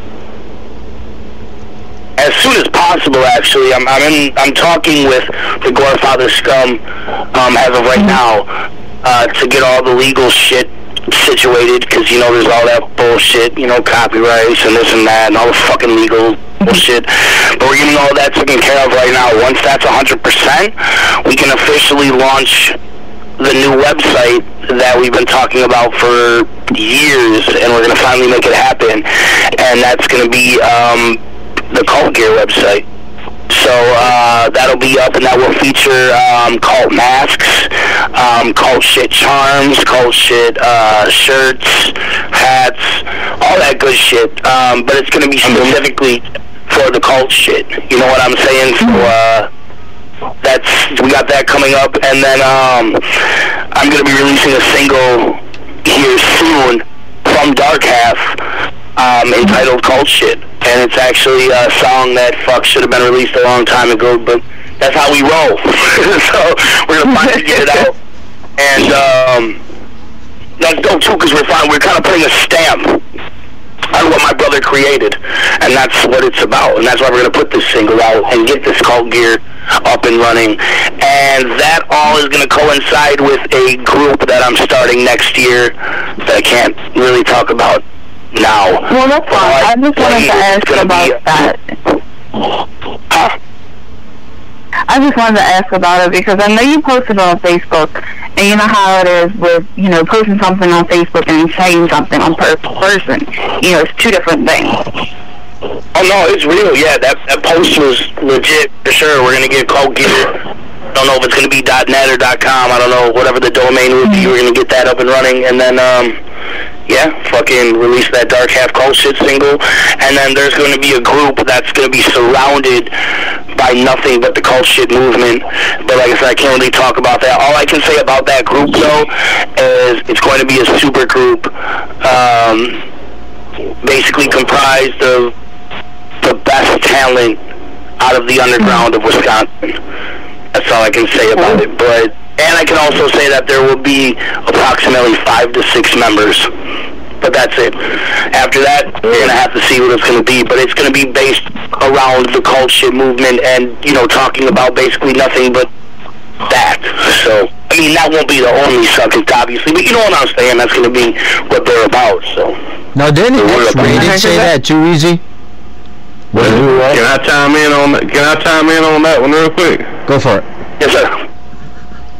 It's actually a quick question for D there. I saw your post, and I commented on there. I don't know if you know it. I'm the one that runs the Facebook page, Cold Shit. You know, I told you up there that, you know, it's nothing, you know, just trying to drag on Geno's balls, you know, rest in peace. But that's all I wanted to do was show my love for the Cult Shit.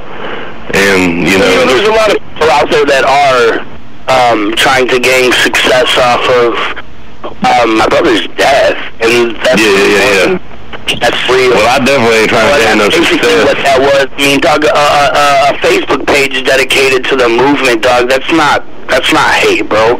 That's actually the dopest thing you could have done, man. We all need help, dog. I mean, this is horrorcore, bro. We need help with promotion.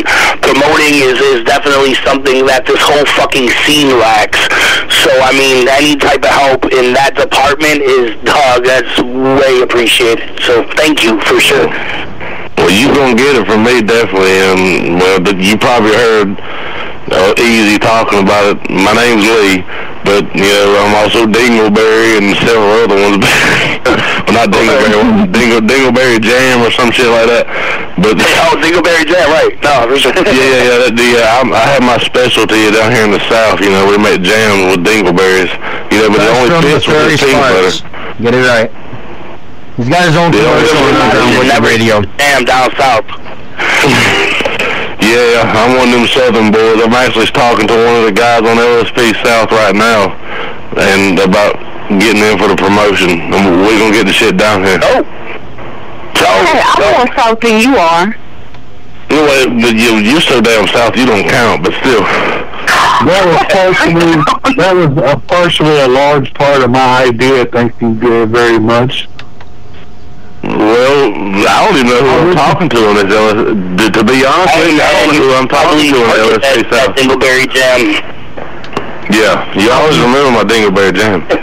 I went to Scum about 6 or 7 months ago and was like, look, you know what I mean, I've been fucking with y'all for a while. I'm trying to make it official. I want me and Class to try to do something with LSP South, and that's when he actually started checking me out. And I mean, I'm not gonna say anything else than that, but one day, man, that LSP South might come alive. You guys are talking to Scum, because Scum won't even talk to me. He doesn't even like me. I've been trying to get a job at the Roxy for the last 3 years, dog. I'm actually in the process right now. I don't know if y'all ever heard of, well, Easy, I know you do, because I'm talking to them about you as well. The Ground Zero here in Spartanburg, South Carolina. About getting... And it's still a work in progress, you know. There's no promise I can make, but I'm trying my damnedest to get it. You know, I talked to you about it the other day, and the way they spoke, they're definitely interested. Because, I mean, I don't know if anyone of y'all have heard much about Ground Zero, but they've hosted so many different people. It's from the ICP, Twisted, all kinds of metal bands. It's just one of those things, and I'm trying my damnedest. It's the best way to say it. What? Dope. So Easy, 606. Why don't you have him do that drop, just in case he has to get going here in a little while? Oh, okay. Do you mind doing like 2 quick drops for us? You can do them back to back if you want to. Yeah, I do mind. Fucking mind, alright? And let me tell you why. Because I haven't dabbed yet, bro. I'm sorry. Let me take this dab and it's on, bro. I apologize. Why is that? It's like Snickers, dog. It's like Betty White without the Snickers or something until I eat the Snickers and then Here we go. Man, you and Shaggy both. The first word out of Shaggy's mouth. Does that mean you're sweet as fuck? Or what the hell? He said something else after that, but man. First words out of his mouth when I told him my name. I think he's sweet as fuck, but still. Yeah. when he gets done dabbing, y'all like basically get real super quiet so there's no background noises. And basically the first one, Damien, you're just gonna want to say you're tuned in to Easy 606 Barry the Mainstream and whatever else you want to say.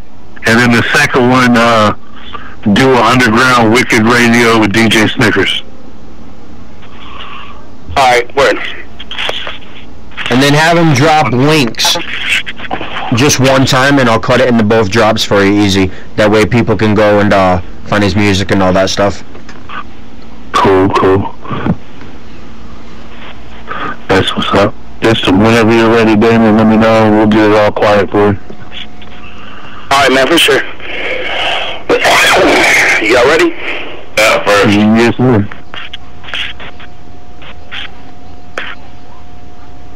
You want me to go?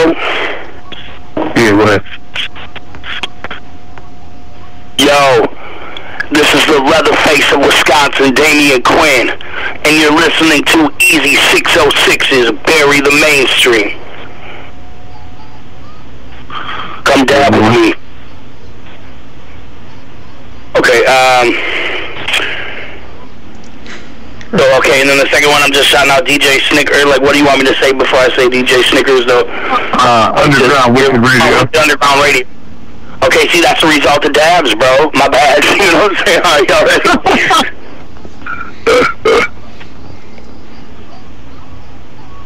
You want me to do it? Go for it. Yeah. Yo, this is the Awkward MC, Damien Quinn, and you're listening to Wicked Underground Radio. Shout out to my man, djsnickerz. I'll cut it later. You in dilemma, man. It's always Wicked Underground Radio. I think that's funny. But there's like 4 people that's done it. Yeah, maybe I'm gonna change my radio just for the artist. All the group. Ain't that what the flyer says? Did I fuck that up? It's Underground Wicked Radio. It's easy to fix. I just think that's pretty funny. You want me to do it again? Underground Wicked Radio? Oh no, I got it. You're good, homie. Okay, well, man, my bad. I gotta go back and fucking probably should change it, bro. No, I'm joking. That's bullshit. You tell these artists to get on their fucking game. Be like, listen here. It's not Wicked Underground Radio, motherfucker. Okay? It's Underground Wicked. Alright? You're gonna get it right. You had to use that one. So, Lee, seeing how you're a big fan, and I get to take the question a lot, why don't you take our red question? Why don't you be the one to ask him that tonight? What do you think? Go for the red question. Oh, come on now. Sure. I should have did it. No. Oh, I thought he didn't know what it was. You already are in the red question? Yeah, ask him the red question. Go for it. Sure. Alright, D. We got a question. Have you or have you not ever earned your Red Wings? Whoa. You know what? I don't think so, dog. Honestly, bro. I'm not just trying to say that. Cause like, you know, I'm like, oh, no, fuck no, dude. Cause like, let's be real, bro. I think I've been pretty real this whole interview. Right? I've let it go. You know what I'm saying? I haven't held back. I've just let it out. So let's be real. If I knew that I fucking ate, you know, I'd be like, fuck yeah, bro. But I don't think I've ever been down that road, dog. And now maybe I feel like less of a man, dude. So that's definitely less of a man. I've done it once myself, and I don't plan on doing it again. Okay, so maybe it's better that I haven't done that, or should I? Now you messed up. That's the Red Wings. There's 2 sets. Really? Yes. That's the Red Wings. There's 2 sets. Yeah, you got I feel like a real man right now, dog. I don't, you know what I'm saying? I couldn't step up to the plate and be like, yeah, dude, come on. I busted out of my drawer and shit, like, yeah, oh, Red Wings right here. You don't say so. What do you do? Whatever. No, but I don't think I have, but maybe it's a goal now. Maybe. I don't know. There's your homework. What if you want my advice, don't. Underground Wicked Radio. Maybe hopefully by the next time I come on, y'all, I can be like, hey, I just want to start off the interview by saying I have earned my Red Wing. Maybe, hopefully we can do that. That's a goal. Was it Project Born? Which one? Was it Chris Polk that was like, oh, hell no? He ain't never done that? No, he hasn't. No, the limo was the best though, D. Hey, you know what? Hey, come on, Paul. You just trying to be cool on the radio, dog. Let's be real. You know what I'm saying? Come on, bro. You telling me you haven't been down the river while it's flowing? No? Hey, D.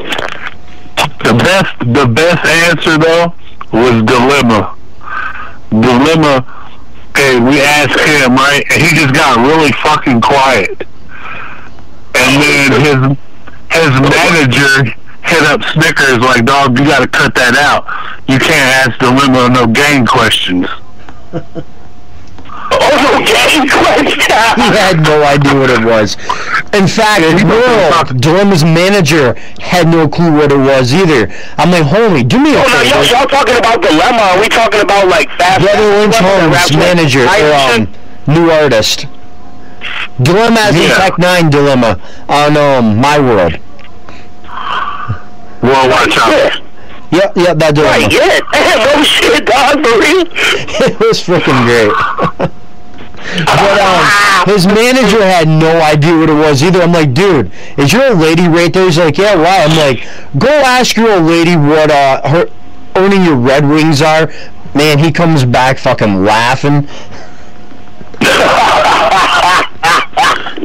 Yeah, dog. That's a goal for 2017. I don't think I have, bro. And now I'm like, damn, dog. I can't even stun, bro. I can't even sit here and stun and be like, done that. So the third time I had Dilemma on for his third interview, I gotta mess with him. Yeah. Man, you know what? Hey, rewind right quick.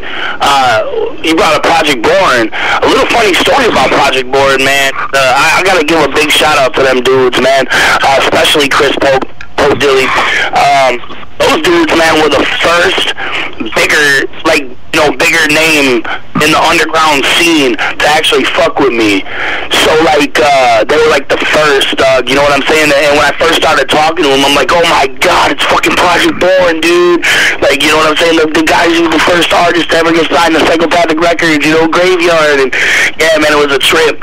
And we worked with them dudes for years, from at least like 2006 to about 2008, 2009, collabs and shows. And they would let me come on stage when they were doing, you know, the Twisted Toxic tour they did and some other bigger shows.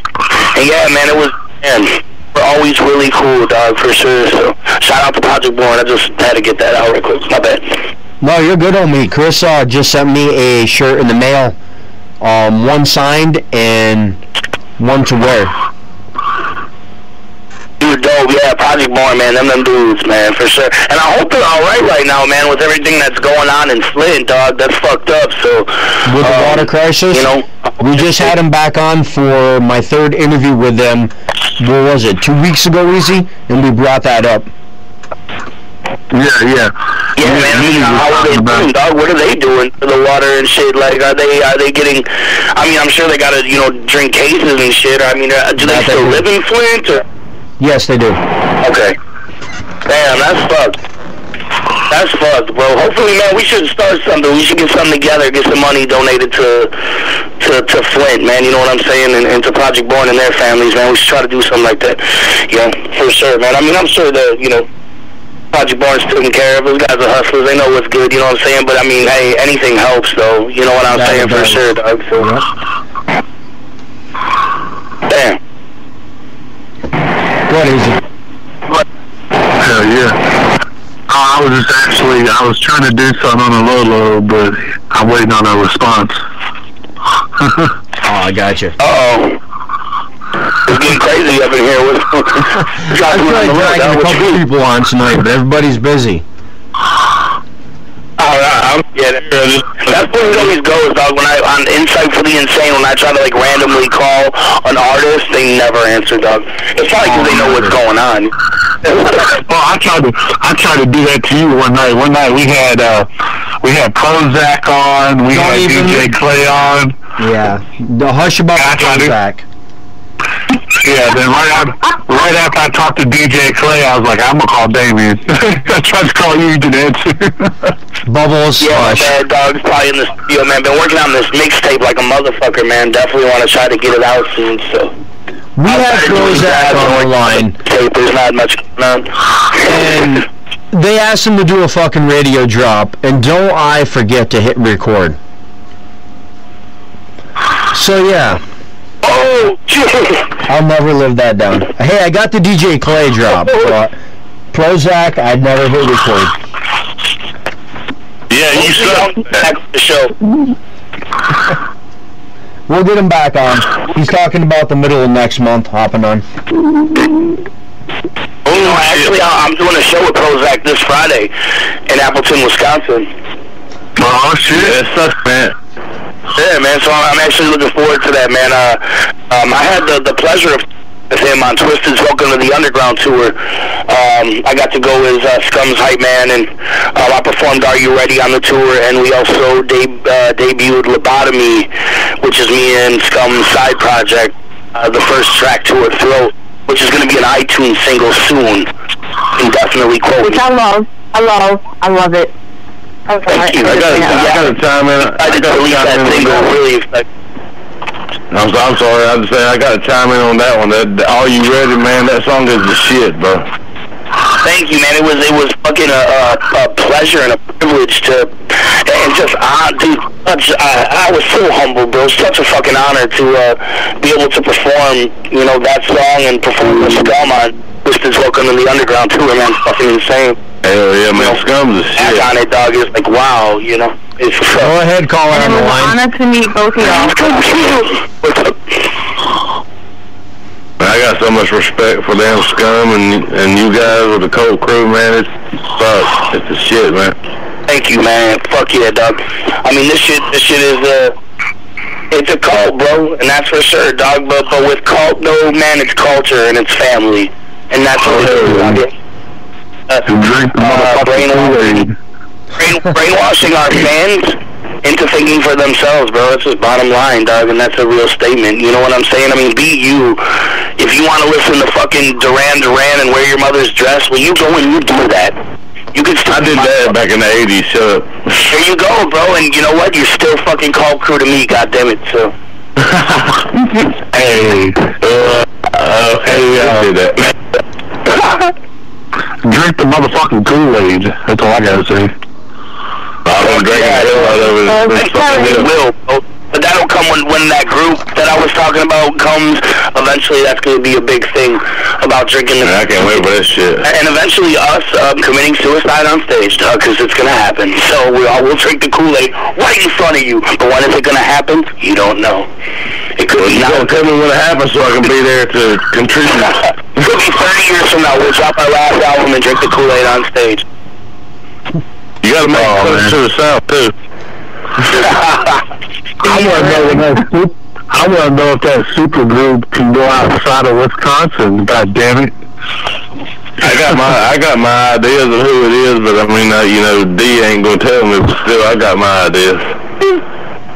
It would, and unfortunately, I wish it could, but with what we're trying to do with it, man, I mean, it's better to have everything in the house. You know what I'm saying? Oh, hell yeah, man. For years, dog, we did everything through the internet. We did everything through the internet. And I'm telling you, we learned that doing everything through the internet definitely kind of slowed down our career. Definitely, I'd say probably a year, bro. I'm not lying. Like, throughout all the years of Dark Half, we did a lot more in-house. I think the fans would have got a lot more from us. But we had to send everything out. Time, video, whatever. Am I trying to eat the fucking phone? Anything in-house, so. And unfortunately, when you send stuff off, unless you really know the person, like Satanic and my homie Sinister, who did Graveyard Blues, they actually shared the project. they cared about the project. You know, those were good dudes, and they took their time, and I got good, you know, products from them. But some people, dog, you can send their shit out to them, and they don't. They sit on it, the time, whatever, and they turn their volume down. My bad, dude. Turn their volume down. You know what I'm saying? Because it's not their project. They don't give a fuck. You know what I'm saying? And like I said, fortunately, I was blessed enough to meet people like Sinister and Satanic who would take our music and care about it and give us good product back. But, you know, even for other shit, though, it just, dude... graphic design, like I said, videos, Doug. There was a point in time where we had a problem with getting videos done. The Level was shot in 2012, and we didn't even get that motherfucker out until 2015. You know what I'm saying? So, the shit, though. And that's all because of editing and people just not good. You know, so if we would have did that in-house and had knowledge to do that, it would have came out a lot sooner. Oh, yeah, definitely. Sounds like, I'm gonna have to fucking. I gotta pack my bags and move to Kenosha. That's what I'm thinking. I wanted to go there just to promote. Move to Kenosha, bro. I'll show you guys the fucking. I'll show you guys where the best cheese curds are. Been here. I went in there like that grilled cheese sandwich you posted a couple weeks ago. Hey, dog, man, that shit made me sick, bro. What was it? Oh, the grilled cheese sandwich. You talking about that bitch's yeast infection? Yeah, but good Lord have mercy, I swear to God. Yeah, she's probably from Wisconsin. Alright, someone's got the radio on near their phone. Who was the last caller? Wait, hold up. What? Mama's Boy, is that you? Somebody's got some shit going on, bro. DJ Mama's Boy, is that you? Oh, God. I'm not doing nothing. Uh-huh. Oh, God damn it. I knew Mama's Boy. It's Tony's fault. Oh, no. D, this is, we got DJ Mama's Boy on the line now. This is DJ Mama's Boy. No. How many damn people we got up here? Word, man. Why are you like 15? No, bro, is your mom like extra nice and like knows how to cook and stuff? Like that's all that matters, right? Right, like that's like you know, if Mama's Boy's in your name, your mom would be like nice as fuck and cool as shit. Hey, hold up, I gotta do this. Okay, oh, no. DJ Mama's Boy's mother has her Red Wings. I asked her. Wait, what? Yes. Back to the Red Wings again. I have mine. Oh. You just ain't right anyway. Look at that. He's over there rethinking this now. It's like, shit. I'm sorry, dude. I really didn't know.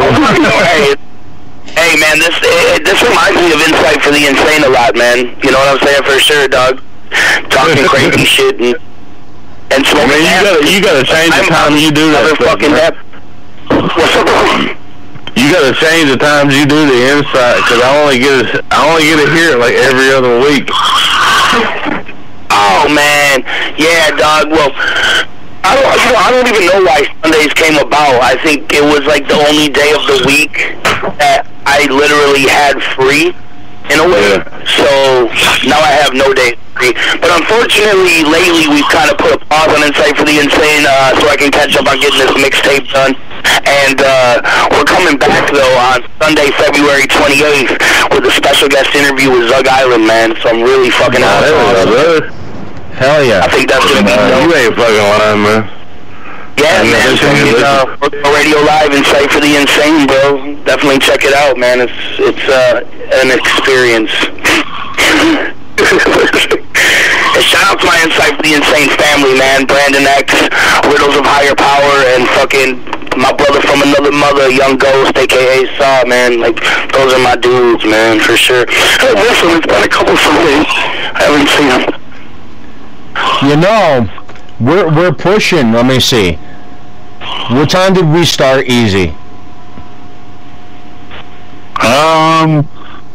10 About 11:05. Oh man, Yeah. we're only going on 2 hours here, not like 19 minutes.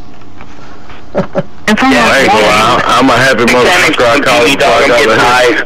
How the hell I'm getting high. did Satanic stay on so long? Satanic, you win this round, but I'll be back. I will be back.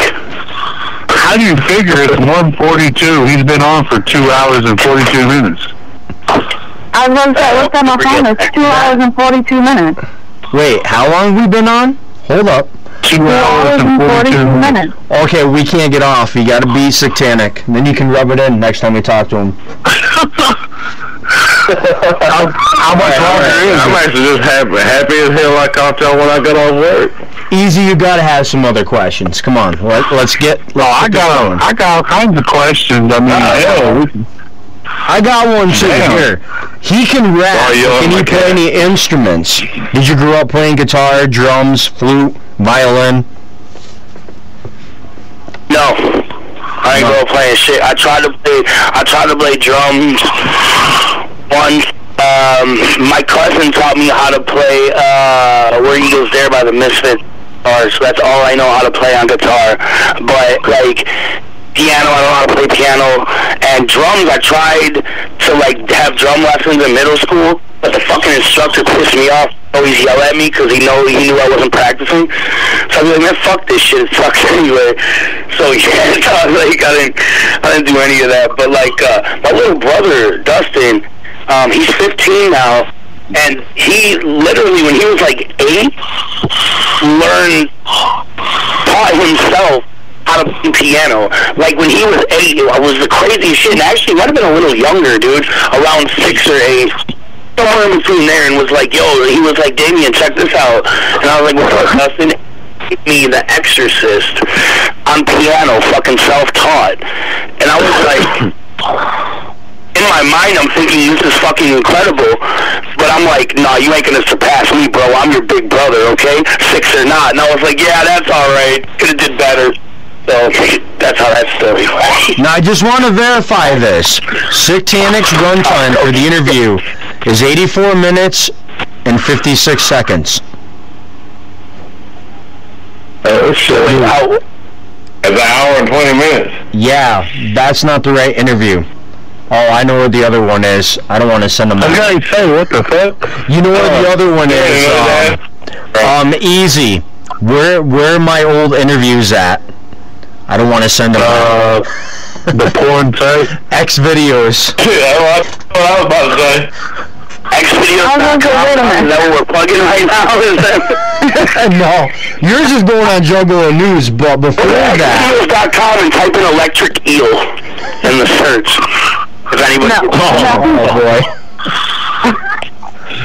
But Hey,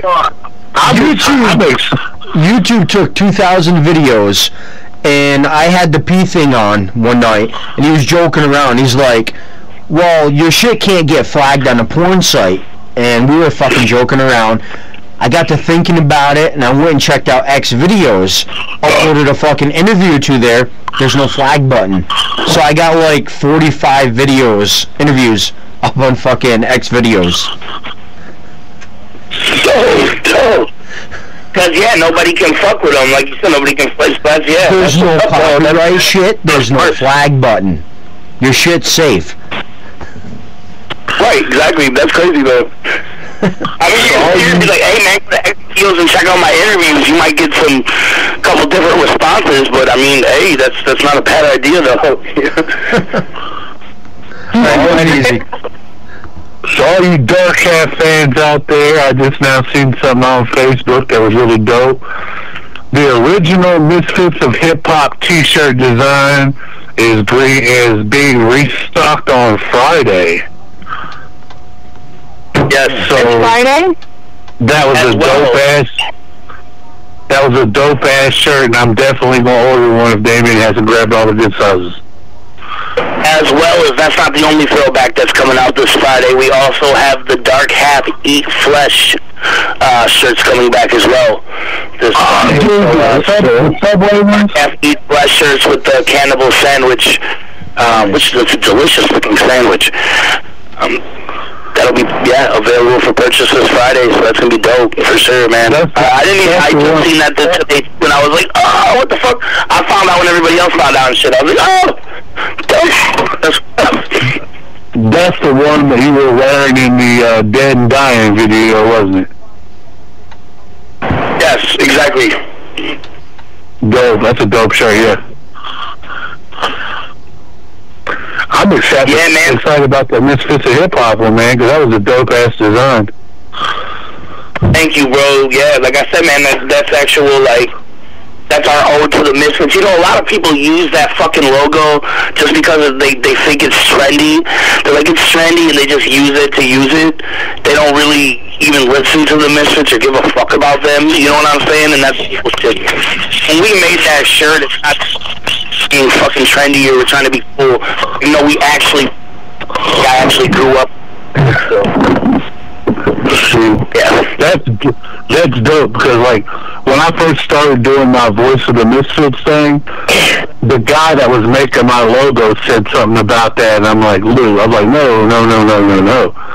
I was like, that's not me. I was like, my Misfits is totally different from what you're thinking.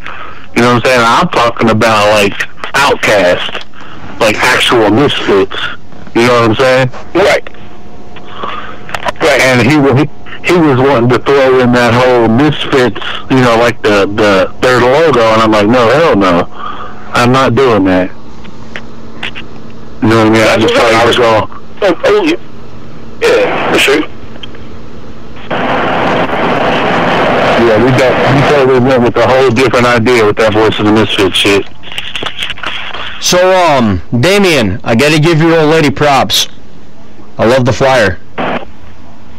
Word, thank you, man. Yeah, my wife of 11 years, Tina Bingham, she does all the graphic design for us now. And she's been doing it actually since the Real American Horror Story. The Real American Horror Story. That's funny. The Real American Horror Story, Volume 1. She did all the fucking graphic design for that, and has been doing it since. She actually, what she just finished is so fucking dope, is the collage. There's going to be a mural when you open Geno Culture. It's a beautiful curse. There's going to be like a collage of Geno pictures, and the way she put it together, fucking amazing. Like, it's a tearjerker for real. Once you open that fucking them pages up, you're gonna be like, damn, you know, definitely a beautiful life, man, for sure, and a beautiful life remembered. Yeah, all the flyers for Insight for the Insane. All the flyers for Insight for the Insane. Yeah, all that. So definitely props to be honest that. I'm sorry, my bad. I was like, no, I'm gonna take a dab for Tommy Necro and Tina Bingham right now. So, because I said I can take the last one for Tommy too, and I don't think I took it. Yeah, he did. He's like, make sure he takes one for me. Right, yeah. This one is for Tommy and Tina.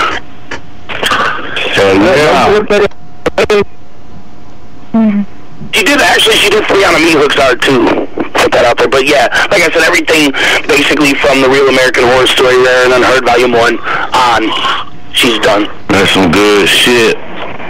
Thank you. Oh, I do have another question. I had another homie I DJ'd with on another radio. Went by Riot. Said he was on stage with you at one time. Ryan who? Riot. RY/IT. Uh-oh. Who'd we lose?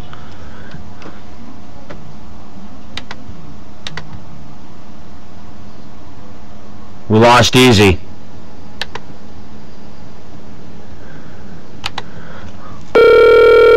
If it's like, Raging Ryan. Oh, like my bad, homie. We cut out, Riot, like RY/IT. Oh, Riot. Like the dude that rhymes with the dude that raps with Diabolic? Yes. Riot, yep. Yeah, man, Riot, yeah, dog, he's fucking dope, for real. I like the shit that he dropped on Gator Boy, man. DJ'd with him on another radio at one time. Alright, we lost Easy 606. Together. I wonder what show that was. man. I'm trying to remember which one he said it was. It would have been about 7 months ago. I want to say around that. Oh, yeah, possibly, bro. And then, like, no offense, I don't remember. But yeah, but shout out to Riot though, man. I like his fucking style. And like I said, him and Diabolic work well together, man. I like what they dropped on Gator Boy, for sure. You back, Easy? Hey, what a classic fucking album, for sure. It was definitely a good album. Can I chime in on one? Go for it. I had a quick question for you, D. Or with D, or with I'm sorry, Geno. Oh yeah, man, Spooky. Yeah, man, that's not. Yeah, we did that track. Well, Geno did that track. Yeah, Geno did it. He and Gruesome, as well. Yeah. Actually, a version of that song with Dark Half is going to be on last Dark Half album. Yeah, he was telling me about it. I was speaking to him the other day because actually Snickers. I was talking to him, and he's gonna be one of my first interviews. Nice. But no, I just wanted to kind of ask you, to be honest with you, what do you think about him? What's your opinion? Because I think that damn song was I think it was one hell of a song. Yeah, he came a hell of a long way, man. You know what I'm saying? And he's got Gruesome helping him along. I don't know if him and Gruesome still do a lot of music together, but I know at one point and Gruesome was kind of mentoring him. And Spooky came a long way, man. He definitely listened to Gruesome, so yeah, man. Shout out to Spooky, dog. Sure. He's a good dude, and that track is dope, man. I think it's Make Her Mine or Make You Mine. It's Make You Mine. Yeah, it's Make You Mine. Yeah, that track is fucking ill, and if I'm not mistaken, there's a remix coming out soon or something. Yeah, that's what he was telling me about. There's a remix coming out and remastered and all that stuff, and actually that was one of the, to be honest, that was probably one of the best songs that got me into him. I mean, I already knew Geno, but I heard that, and I was like, shit, this motherfucker's alright, I just kind of want to get your opinion on it. No, I don't like that Spooky guy, man. No, I'm joking. No, it's dope. Yeah, fuck him. Snickers. Yo. How many songs have we played? One. Over 10 hours. We need to play that one track that I love, man. I love that fucking track, man. Is the one with Sarah Amazing. What's it called? Yeah, man. Yeah. The Sun's Gonna Shine? Yeah, that track's amazing, man. I think what you ought to play is Are You Ready? That's dope, too. Well, I came in late. That's all. Late as usual. Well, I gotta work, bitch. I am working. Well, I gotta do another job to make money. Alright, we're gonna cut over to a song. The Sun's Gonna Shine. One of 606's ones he overkilled on the radio earlier today when he was DJing. Bury the Mainstream. I gotta remember that. This is Easy shit tonight. Go ahead, Easy. Take it over. Bury the Mainstream, bitch.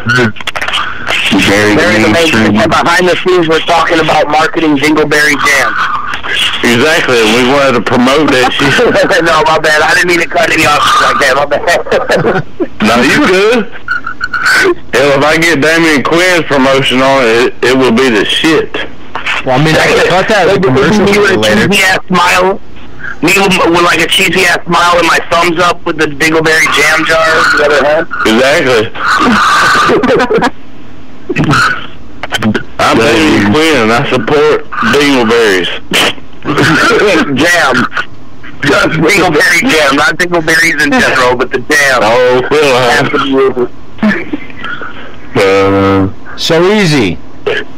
Man, you got a couple more questions and then some shout outs. He is exactly 4 minutes from beating Satanic Syndicate. 4 minutes. I didn't think it could be done. 4 minutes. And it was funny that we was just joking about that earlier, and it actually came to be. It actually happened. Yeah, I didn't think it was gonna happen, dog. And you know what? That's because I'm comfortable with you guys. That's why. That's the way it should be. Make sure we cut that part out. He likes that peanut butter. And make sure we cut that part out. I'm gonna need that part cut out when he just said that a while ago, so we could sample that in my new mixtape. What part is that? The dingleberry? No, the part where he said, "I'm so comfortable with you guys." Oh, Jesus. I can hear Easy Playing in the song now. That's fucking hilarious. Featuring Damien Quinn. There we go. Hey, you know what, dog? Hey, you can use it all day long, but if it, it pops off, it blows up, dog, we're gonna have to, maybe talk some royalties down the road. You know what I'm saying? But hey, I got you.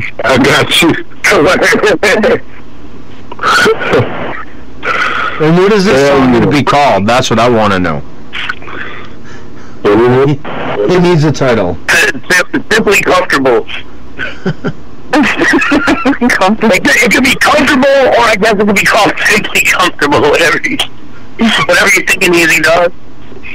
Hey, as long as it's wicked, I don't care, bro.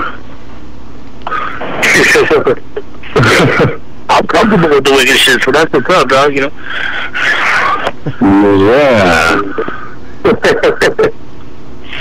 So I'm just excited that we're getting ready to break Satanics record with my homie Damien Quinn and sick!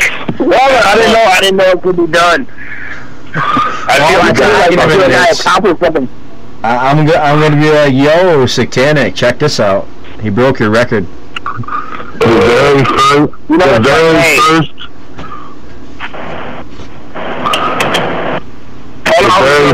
Hey man, maybe I haven't earned my Red Wings, but I broke Satanic's record, so I feel good about myself today. Yeah, the very first day of the mainstream, the actual of me being back on Wednesdays, we broke the fucking record. Exactly. Nice. Damien Quinn. It was amazing. I intentionally did not go into this interview with any intentionally of it being a 3 and whatever hour interview, so that's cool. Now, when people ask later, what is the longest interview you've ever had? Underground Wicked Radio, Bury the Mainstream. Right, you're just gonna beat them all, you know what I'm saying? Because I expected like 20 minutes, bro. You know what I'm saying? And here we are, dog. So, yeah, if anybody ever asks, dog, I'm sure it's gonna be the case. And if anybody tries to beat it, I'm gonna be like, no, I'm just gonna cut the interview short. And if somebody does actually try to beat it, I'm gonna cut it short like a minute before they can. Like, oh, I'm sorry, I gotta go. Honestly, I've listened to quite a few other interviews, and about 25 minutes into the interview, the artist is ready to get off. Like, that's what I figured, you know what I'm saying? I was like 20 minutes, a half an hour, that's what I figured this interview would be. I didn't know we were going to go that long. But y'all been having fun. We're all having fun right now. That's what it's about, dude. That's why. That's why we're here. I agree. So Easy, how about them shout-outs, homie? He's beat it. He's officially beat it. By 3 minutes so far. Yeah, so now why you ask me? Why don't you ask him? He said it right there. Well, I mean, it's your show, you know. You gotta finish her up. Hey, you're the co-host. You can do what you want. Well, you know. Okay, I guess. So, well, you're nice to your co-host. I don't let my co-host do shit. What's up, bro? Right? I mean, it is his show, so I'm just kind of sitting here because once you told me it was you, I'm like, yep, I'll run the computer for the night. So, homie, go ahead. This is your time to do some shout-outs. I was going to say normally a radio drop, but we already got that, so go ahead, homie. Do some shout-outs. Drop some links to your music, any upcoming projects, music videos, CDs. Go for it. Well, first and foremost, man, I want to say rest in peace to Dash 10 and Geno Called Shit. If you get the chance, man, definitely pick up the Beautiful Curves. Geno Called Shit CP. It's beautiful. I mean, there's no other way to describe it, so definitely go check that out. For me, I'll be working on this mixtape, Eyes Without a Face. So, I mean, be on the lookout for that. That should be coming out April or May, I'm hoping. And, shit, yeah, I mean, to find me is, if you like trying to get in contact with me, you can, look up Damien Quinn on Facebook, just in the search of Damien Quinn. Or, I'm still under all the Dark Half pages, Facebook.com/TheRealDarkHalf, Twitter.com/RealDarkHalf, fucking YouTube.com/OneDarkHalf. Yeah, dog. You know what I'm saying? Big shout out to fucking everybody on RSP. The Grandfather Scrub. If it wasn't for Scrub, I don't even know if I'd be alive, man. And that's real talk. Like, that's my brother for life. I look up to Scrub so fucking much, man. So, big shout out to Scum, and I hope the Lobotomy Project,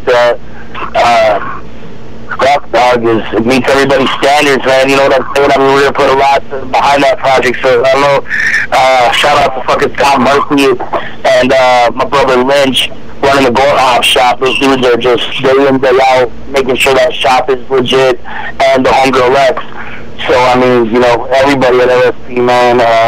Static G's got an album coming out, too, dude. All Out of Normal. Check that out. Static is gold, bro. Like, if you haven't heard of Static G yet, please go check him out, man. Like, that's my fucking bro, and his music is fucking dope. He's got a track called All Out of Smoke right now you can look up on SoundCloud. So, go check that out. Static G's the man. Yeah, man, I'm good. I know my brother Bloody Ruckus has an album coming out, Be My Bloody Valentine EP, I think it's called. And, yeah, dog, you know what I'm saying? Yeah. That's cool. Nice. Shout out to Rick Dog. Alright, my bad. And as we told y'all at the beginning of this fucking interview, I hope all you motherfuckers still have your L's up, because if you've taken them down...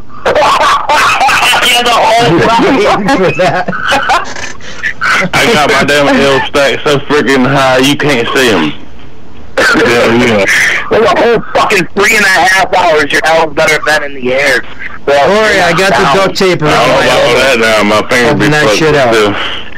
Oh, no, I said it, bro. I put it out there. It's in the air now. I put it out in the air, dog. You didn't have your L's up all 3.5 hours? You might not be Trill. You might not be 100, dog. Okay, it's been up for 4 fucking... I think that'd be fucked up. Wouldn't your arm dog would be stuck in that position, then, if somebody really did that? Or you'd have to, I don't know. You'd probably, have to get it amputated, right? No, I don't know about that, but that would be cool to see.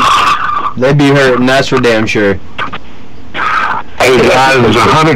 There's 127 hours left until Deadpool comes out. Yeah, man, I can't fucking wait for Friday, dude. I ain't gonna get to see that shit either. Fuck y'all.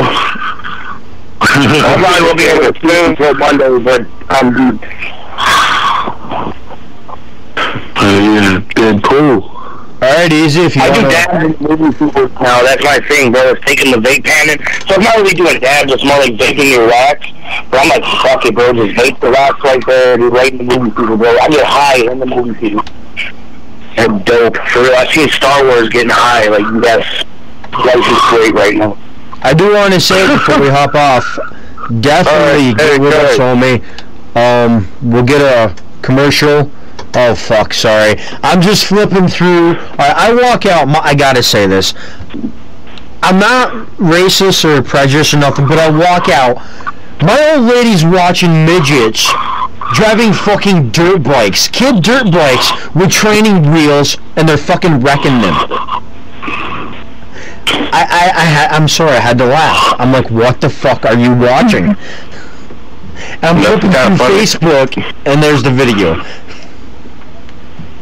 I was just gonna say, man, we shouldn't laugh at little people on dirt bikes, bro. Alright? No, I'm joking. No. My bad. Oh shit! I don't know. What is the real coming to when that's what they have for a fucking reality show? I'm just like, wow. I don't watch TV much, so apparently I'm not missing much. Dude, actually, Brandon X, Insight for the Insane, co-host Insane Brandon X, he's got a fetish with midgets, weird, or little people in my bed. Yeah, it's fucking weird, bro. Like, he's real, yeah, he's about it, bro. Like, he's about it. It's like, I don't know if I'd be about it, dog. You know what I'm saying? I can't say. My wife left me for a midget, so you want a good laugh, Damien? My wife left me for a midget about 2 years ago. No joke, straight up, no joke. I don't know if that's a good love, bro. If I'd be like, yo, okay, I'd be like, and not even on no day shit, but I'm like, what is he packing? I just told my parents. He used to be a porn star, so, I mean, he's doing something. Wait, exactly, what you... Dog. I'd be hurt.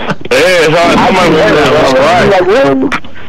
I'd be like, yeah, it's cold outside. Don't look at me like that, you know? Exactly, Man, fuck.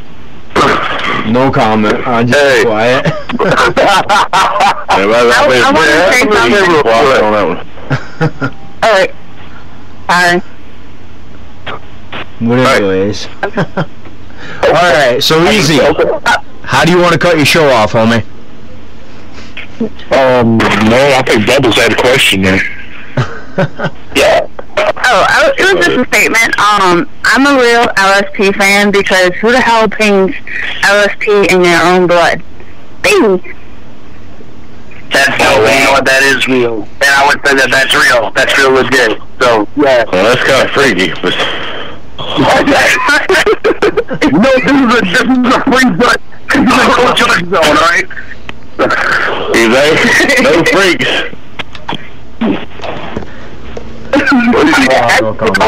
On Facebook a couple weeks ago, I asked people I was like, if you're really down with LSD, you'll carve it in your face. Nobody did it. Hell no, I saw that shit. I saw that shit. You know what fuck you did, ain't doing it. Well, that's the thing. A part of me was hoping that people wouldn't, but there was this other big part of me that was hoping somebody would, maybe just one person, maybe. It's all, you know, you can show your dedication in other ways. It doesn't have to be that. It was funny as hell, though, some of the reactions I was reading on there. Some of the people were like, David, you shouldn't say that because you've got people that will actually do that. Yeah. Yeah, well, nobody fucking did, so. I would my body, but not my face. Not my face. Yeah, I'll catch you guys later on. Hey, the chest is cool. You want me to do it? Oh, that's what I wanted to ask you, Damien. Did you see the Flash cartoon music video for Creepypasta for Razakel? No. She's on Creepypasta? Yep, that's her song. It's her, Easy 606, and Psychotic. I made a music video. I'm talking about the website. That's a website too, though, isn't it? Yeah, it is. Yeah, that is, dude. Wow, no shit. But no, I didn't know about that song. Who's on it? Which one is that? Go ahead, Easy. Oh, that's the one that I was on. Me and Psychotic on that one on her Halloween mixtape. Okay, well, what was the track? Are you on the track with Bloody Rookies? No. Who am I thinking of that was on the track with Bloody Rookies then? I got that mixed up. I'm gonna have to go back and check it out. I was on Creepypasta. Let's see. I don't remember who was on the wall of Bloody Records.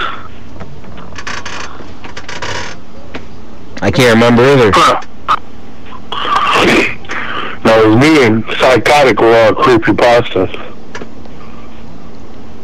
Man, fucking Psychotic's the homie too, man. Shout out to Psychotic for sure.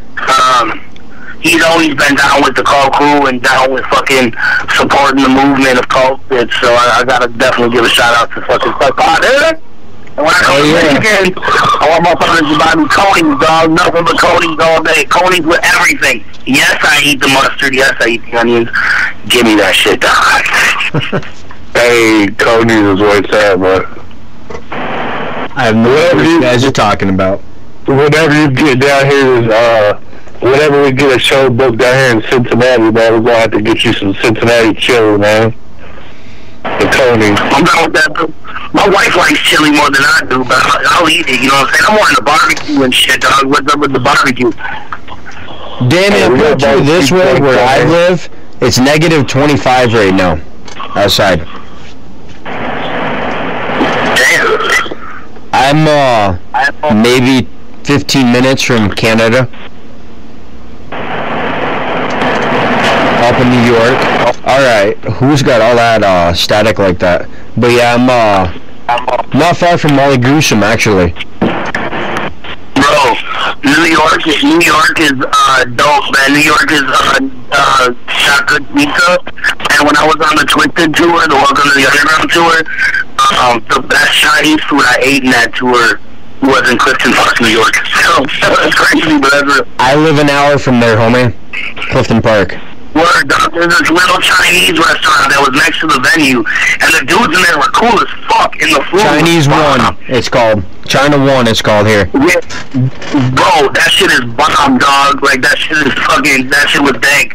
Probably the best Chinese food I had on that tour, for real, because I had tried a couple other places, and, no, it wasn't that. I got a better one for you. From 2006 to 2014, I cooked at that Chinese place. Oh, no shit. Word. Yeah, man. That place is dope. That place is dope. Easy used to watch me. I'd be DJing on a radio, cooking on cam. I'd be cooking fucking Chinese while I'm DJing. Maybe I made the fucking food. Who knows? Damn, that's fucking crazy, dog. That's fucked up, actually. That's pretty funny. Don't worry, I probably left the cat, well, no, I'd have to say dog. They don't eat cat, they eat dog, so I probably left it out that night. I've tried it once. I've tried anything once. When was your tour? No homo.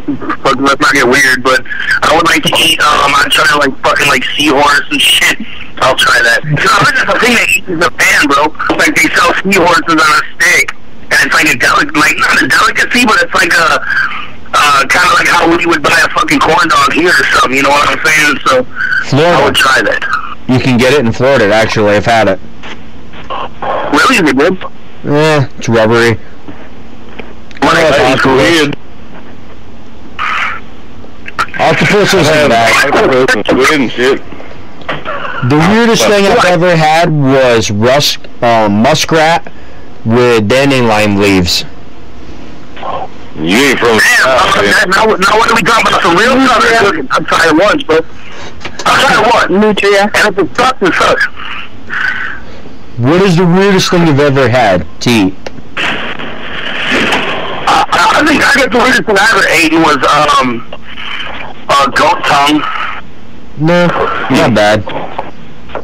Yeah, that's like, I guess, like, no, I haven't, like, eaten Rocky Mountain oysters or nothing like that. I have. They're not bad. Rocky Mountain. They're actually... Yeah, they good. I heard they're good, dog. No, they really are. I'm not going to sit here and lie. They really are. Oh, it is some good shit. That's what I'm saying. Bro. It's like, we can sit here and act like we're not going to eat buffalo testicle, but guess what? That shit's bottom. They're really I good. don't know. I don't care what anybody says. If they had them, they wouldn't diss them. The hell, I've had raccoon and all kinds of shit like that. Pickled pig feet. I mean, yeah, I don't really have many exotic animals. I eat squirrel before and shit, you know what I'm saying? Like, No, that squirrel is normal around here in the south. I've had raccoon, I've had possum. Possum's not bad. Porcupine, have you ever had that? It's really fucking greasy. Yep. Man, I'm from the south. Come on, dude. yeah. North Carolina, they actually have a restaurant. Actually, I'm in South Carolina, but I was raised in North Carolina, so yeah. Yeah, close enough. I used to live in Kings No, Mountain. try that. I heard this place in Chicago that serves, because Chicago's known for their fucking sausages and all that shit, you know what I'm saying? And there's this place that serves exotic animals, like fucking possums and snake, but it's all like in a sausage form though. I'd try that shit, dog. I'd try like a snake sausage, whatever, you know? That sounded really gay, but yeah, I'd try it, dog. Easy. There you go. There's for your song. Somebody cut that out. Hey, we're still recording, so I never cut off the I'd air. try if they have a snake sausage or like an elk sausage. I'd fuck with that shit, bro. I mean, it's like, some people are like, I think they have crocodile too. Crocodile or alligator or whatever. That'd be weird. Crocodile I haven't had. That's one thing I do want to try.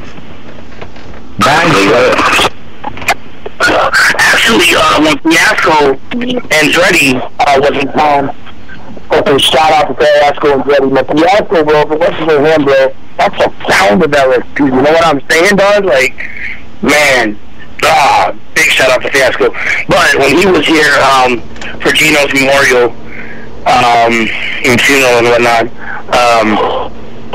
I don't know where the fuck he went, but he showed up with this big container of alligator tail.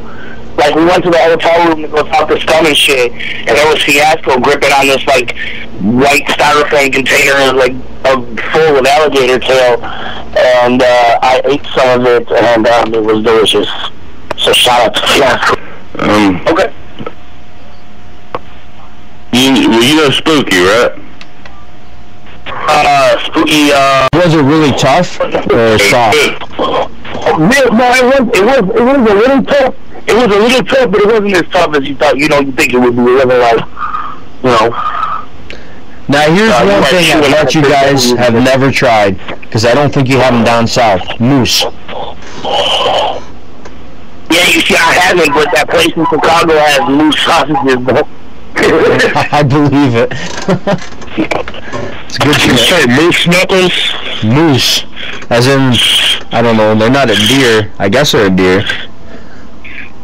No, moose ain't a deer. Hey, like Klaus. Well, I like to call him Klaus instead of Class, because every time I interview him, I'll say that just out of the blue in the middle of the interview. See if he notices it, and he'll be like, fuck you and your reindeer. I like camel toe. Class holes. I like camel toe. Fucking shout out to the class holes, bro. Class is the homie, man. Good shit. Good guy. I don't know about y'all, but how about you? You got like camel? I'm a fan of camel toe. Of course. Damn camel. Oysters, they're close too, you know. They're kind of shaped like that. Every time I look at an oyster, I'm like, yep. It's aphrodisiac, man. Good shit. Yeah, man, we're getting notifications like a month. I bet I am too. I know a lot of people over here. They're like, I have 6 people over here like, I thought you guys were getting off like 5 times ago. I'm like, yeah, you know. No, for real, you know what's crazy is when you said that though, I was just thinking to myself, I think I already did all my shout outs and shit, right? That's a result of marijuana. Yeah, about, I think, 30 minutes ago. Something like that. But shout out to Young Grim. Been tuning in the whole time. Over there laughing. Like, I thought you guys were getting off. Oh, yeah, shout out to Young Grim. Gotta get him on for an interview at some point. Hell yeah. Hell yeah. But, alright. I think we're gonna hop off. I gotta be up in 3 hours. Big shout out to baby on fucking weeks tonight. Man, y'all was good, man. For real, thank you. Thank you, homie. Anytime. Like I said, cross promo. Definitely, let's get that done. Get with Easy. Yeah, all day long. All day long, man. And, yeah, one more time, man, shout out to the Cold Crew. All Shit for Life, LSP for Life, Wicked Wisco. Hey. Get those L's up, homies. And yeah, put the motherfucking L's up. And be back here next week, every damn day. DJ Quinn. You gotta look out for Eyes Without a Face, new mixtape, Damien Quinn. And while you're waiting on that, go ahead and go get that 3 on the Me hook right now. And get that shit. Check it out. And be back here next Wednesday night at 10 p.m. We got motherfucking DJ Clay coming on, so y'all motherfuckers come back and check it out. We'll be spinning that Damien Quinn and Dark Half like as usual. So yeah, come back and check us out. Bury the motherfucking mainstream. Everyone have a good night. Whoop whoop. From the East Coast, Spooky? Or Spooky Z, like fucking, he did his